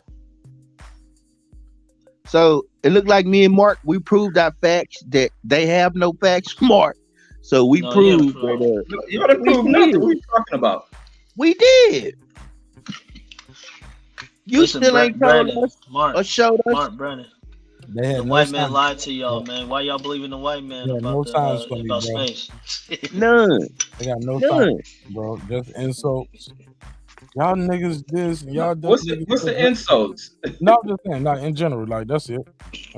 No, my thing is, we because they were able to trick us in the 70s and the 60s with cinematography, and they able to trick us now because they hide information from us. So I think what's the gain out of it? What's the gain out of tricking us that you went to the moon? They talked about it. Right, I'll tell you what. It was a space race. It was definitely. Thank you, Mark. Thank you. Go ahead, Mark. I'm gonna let you take the lead. Okay, say the Russians beat us. So what? Like it's not. Hey, like DBevill, when you ask, let him finish. Let him finish. It was a space race, and people were very worried about how powerful Russia was at that time, bro. And Russia was smoking America's boots in a space race. They had the Sputnik satellite, and Americans were thinking, "Oh shit, we got a satellite. Oh, with Russia's right? Are they listening to us? Can they just put a bomb up there and drop it?" Bro, it was panic. Why didn't Russia come out and just say, "Hey, America lied, y'all. That's not true. They didn't beat us. They didn't. Did they show any resistance at all?" What you mean show any resistance? It's Like, a lot if of we people. lied and It's a said we lot got of there, bro. It's a whole did BBC documentary out there. What did Russia say? Listen, I I'm don't know telling what you, Russia said. not even just Russia. Listen, see, you've been drinking over there. You sound like you just spilled the No. bottle. Listen, I'm trying to tell you, it's more than one. It's more than Russia. It's more than China. It's more than UK. It's Australia. If you're looking for this information, it's out there for you, bro. It's not just Russia. It's a lot of people out there saying we all know America faked it. They all know. It's like the hidden thing. Look, those moon rocks that America had been giving out to people when they came back, they've been tested now and finds out it's nothing but I know, but people say a lot of shit, man. People say Trump won the election. But hold up, but no, these are independent people. It's outside of America, so everybody lying. The left America, there's a lot of people. There's a lot of independent people out there say we did land. America's lying. America's always telling the truth. But you asked me the question why, and the question is fear. It was fear of Russia, bro. That's Sputnik satellite. To go to the moon? Come on, man. Yes, bro. Like, hey, let me go back to the. You asked me. Just do your Googles. Google was America's fear. You can look up the old newspapers. Sputnik satellite changed the space race dramatically, and America was behind in the space race, bro. Hey, let me get that fact back about the encyclopedia. And once America landed on the moon, the race was over. America was considered superior in the space race. Like nobody wanted to fuck with you technology-wise. And Russia, it actually crippled Russia for a while too, because of that space race, spending all that damn money trying to compete to America, only to find out later we didn't even go. Nah, hell no. Let me give you the facts about the thing. That 21-hour thing can be right. That's probably how long that craft had to stay on the planet. But like I was saying, their time out there on the surface of the moon, they only spent 2 hours and 30 minutes out there. So the fact. All these launches have been staged. Like these are just staged events when people come back and they're just acting like, yeah. Nah, them niggas went up there. Yes, bro. They blew up the Challenger for no reason. Yeah. In Colombia, when that was in the atmosphere. No. You confused. That's a shuttle. That's not the same as the Apollo missions. Those are different types. That's a shuttle. That was an accident. I definitely think that was an accident. People watch those Saturn V launches to go to the damn moon, and those astronauts spending that exact amount of time up there. No, they had a camera on a camera. No, they had a camera on the screen. You know that's how they did the moon landing, right? No, people. Listen. People in Florida go watch them launches, right? Yeah, you can watch some shit fly off, go and they go out of your sight. They blast that shit off, Reggie, and then out of your sight. Huh? Out of your sight. You can't see low Earth atmosphere. You don't see. They are tracking that shit, and you best believe you know who else is tracking that shit? The Russians. Listen, Reggie, you can't see that though. They don't can't see it. Like, no, the people that are you brought up some people standing outside watching. Those people can't. At some point, your naked eye cannot see that space shuttle, bro. They got space stations. You're gonna see that big ass space shuttle go into space. And the thing with that big ass rocket is you're not gonna turn it off. Hold on, once that rocket launches, you're not turning it off. Let me check DBevill real quick. Those space stations are in Leo. Do you know what Leo is? No, what's that? Low Earth orbit. Bro. Low Earth orbit. Yeah, but it's out of the atmosphere, right? No, you have to land on it, right? No, my brother. That's in the atmosphere. That's where we can go. And that's true. We can do that. We can't go 270,000 miles away from Earth, land, play golf, and drive go-karts, and then just connect to a vehicle traveling. Is it really 270,000 miles?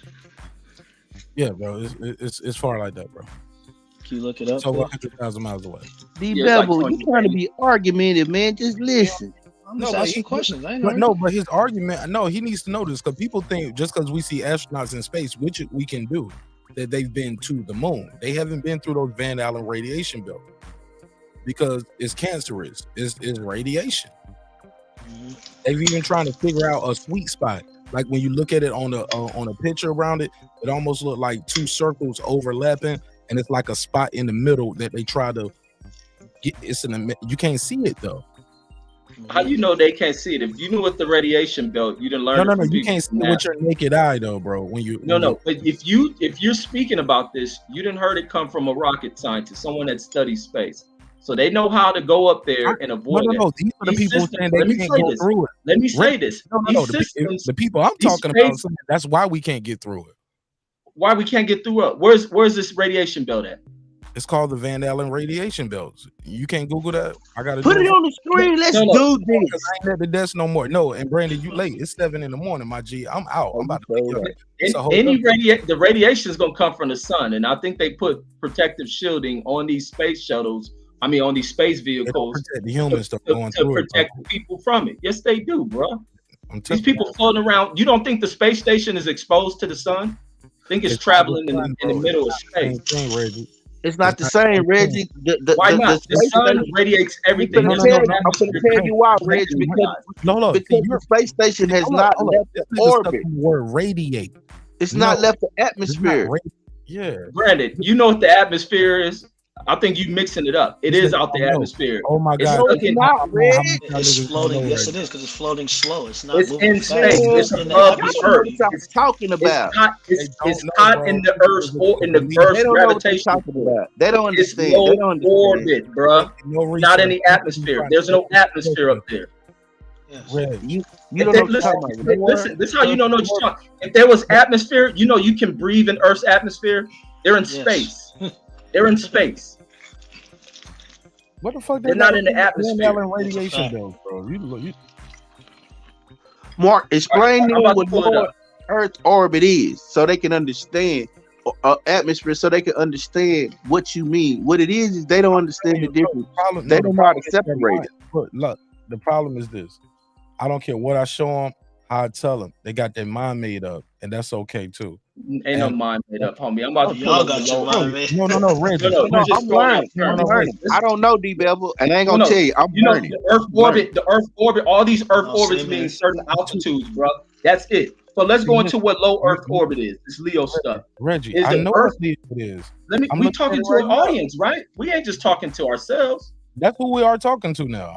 I switched. Man, you know, Reggie fired up about this stuff. But no. Let me say this. Can I say it? Go ahead, brother. This is what the orbits are. It's a certain height that you're traveling around the damn Earth at. And there's other things that. Okay, Reg, you see that top crust? That's where the space station is at. We have yet to go outside of that. That's what Mark trying to tell you. Bro, how we ain't been out of that? We've got shit on Mars. Oh, I'm saying human beings. Human beings have been to the moon. What are you talking about? See your mind locked.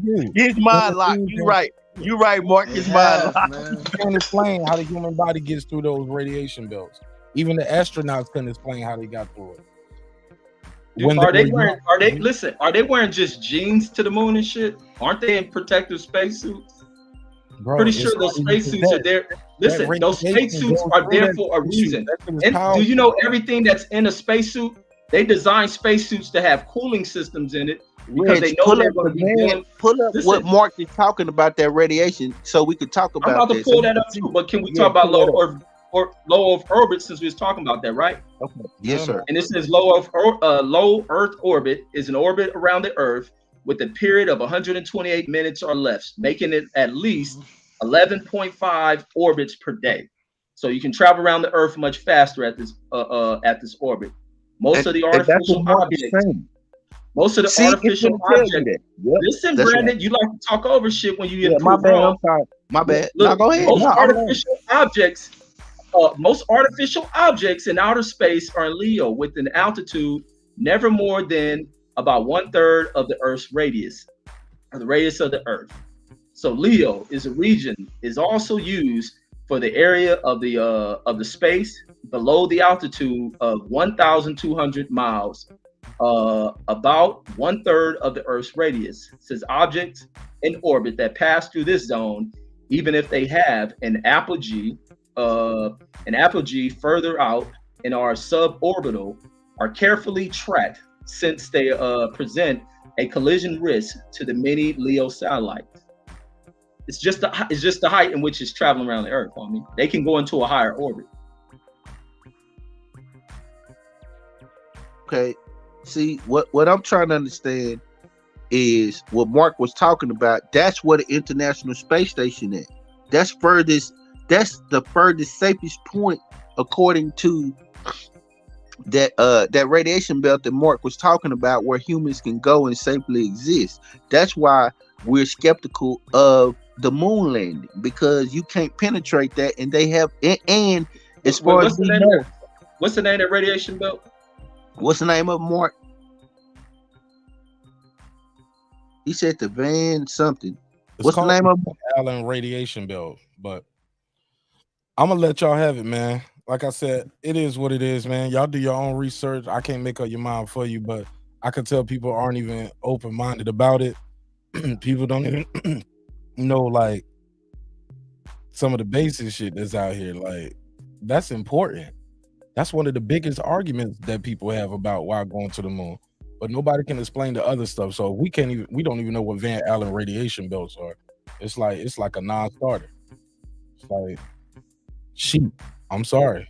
You can just believe whatever they told, man, sometimes. But I get for you to be speaking on the Van Allen belt, where did it come from? That's his name. That's the nigga who made the shit. So Van Allen told you? Checkmate.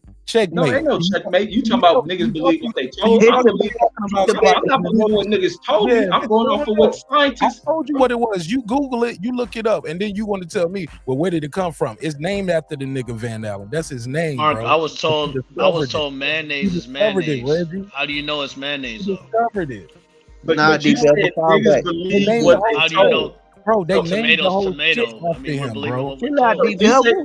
You said niggas believe what they told. You believe, so you gotta believe something you told, or did it come from a scientist?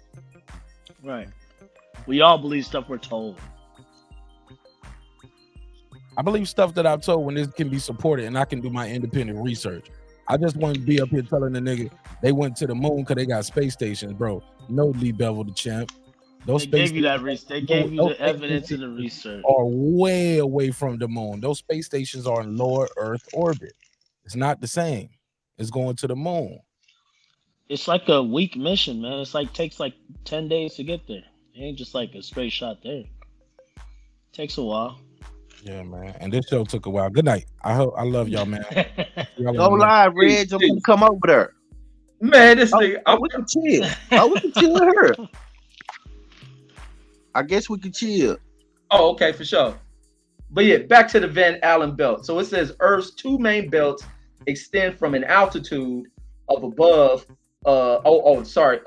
400 to 3,600 miles above the surface, in which regions radiation levels vary. Says most of the particles that form the belt are thought to come from solar winds and other particles by cosmic rays. And it just looks like the Earth's magnetic poles. By trapping solar winds, because we have an atmosphere, it says the magnetic fields deflect those electromagnetic particles to protect the atmosphere from destruction. So this Van Allen ray shit ain't nothing. It's part of the Earth's fucking the atmosphere of the Earth, which blocks shit. That's why that ozone shit was so important.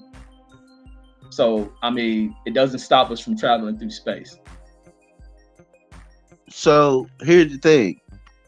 I don't believe that we travel through space, though, because it seems like we have not revisited. So, we had enough rocket propulsion to travel through space once again to land for that thing to stay on the surface of the moon for 21 hours, it to orbit the moon, the capsule to orbit the moon, take off from the moon, connect back to it, and then come back and fly back through space, back through the Earth's atmosphere, land, and everybody's good to go. And we got video of it. I don't know, Reg, it's hard to believe. Yeah, it's hard for you to capture the damn concept. We ain't scientists. We don't work in the programs. Like I stated, you dealing where there's not much resistance. The problem with Earth and the ability where you can travel at certain speeds, like even with an airplane can only travel at certain speeds here on Earth because there's a lot of resistance on Earth. That's aerodynamics, homie. Up in space, that's why those, when you look at the spacecraft, they don't look aerodynamic at all. They look silly looking as fuck. There's no resistance. There's no air. You run, the thing that keeps us back, we can run at higher speeds if we didn't have things like drag. When we run at a certain speed or your car goes at a certain speed, there's forces acting on it because we have a planet that's under pressure with an atmosphere. Therefore, that's why cars. Listen, Brandon, come on, homie. Let's talk intelligent.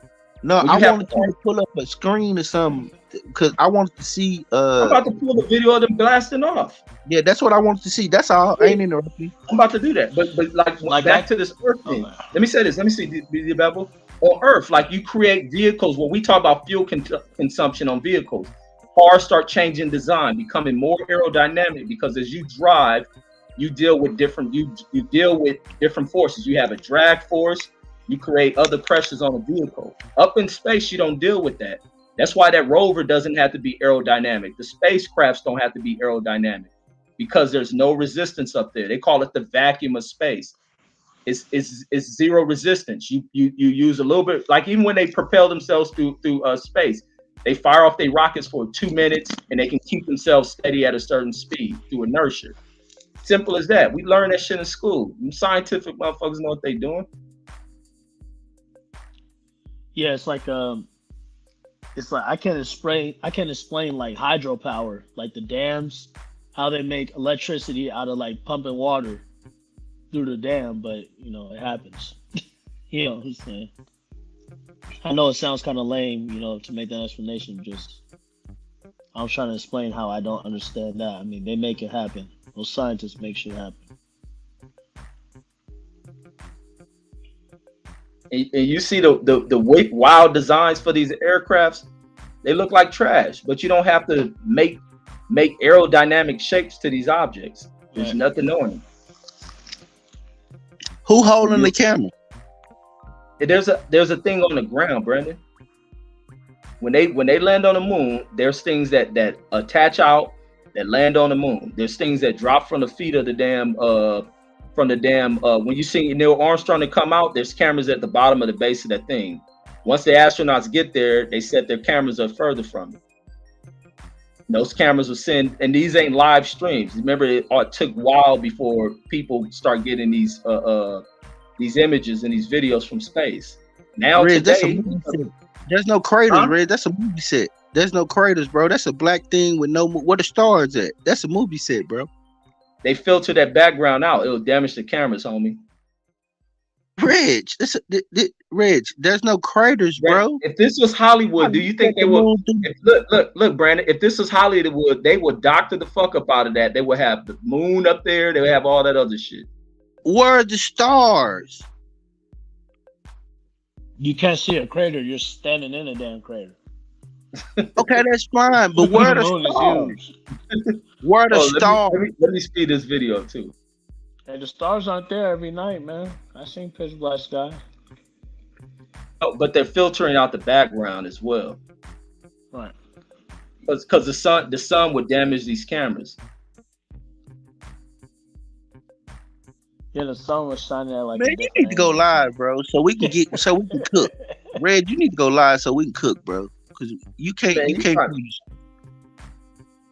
And what we gonna talk about, Brandon? What's the same thing we over here talking about, and you gonna pull up the look at that. Man, get out of there. Lower it, Reg. That's not real, bro.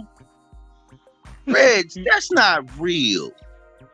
Oh, that's real, dog. You can't do that on land. Dude. That's a 60. They didn't have drones yet, Brandon. Come on, man. Yeah, Reg, we're gonna revisit this. I'm gonna have to do some research, Reg. We revisiting this subject. Yeah, you gonna prove yourself, bro. You can't. But I'll be in the chat on the live for sure. I'll get at y'all later, man. Brett, you trying to go live? Yes. All right, let's go live, man. We're gonna launch it into. I'll be in the chat. I'm gonna be watching this. I'm on my way. All right, let me set it up now. Peace, y'all. Peace. Peace.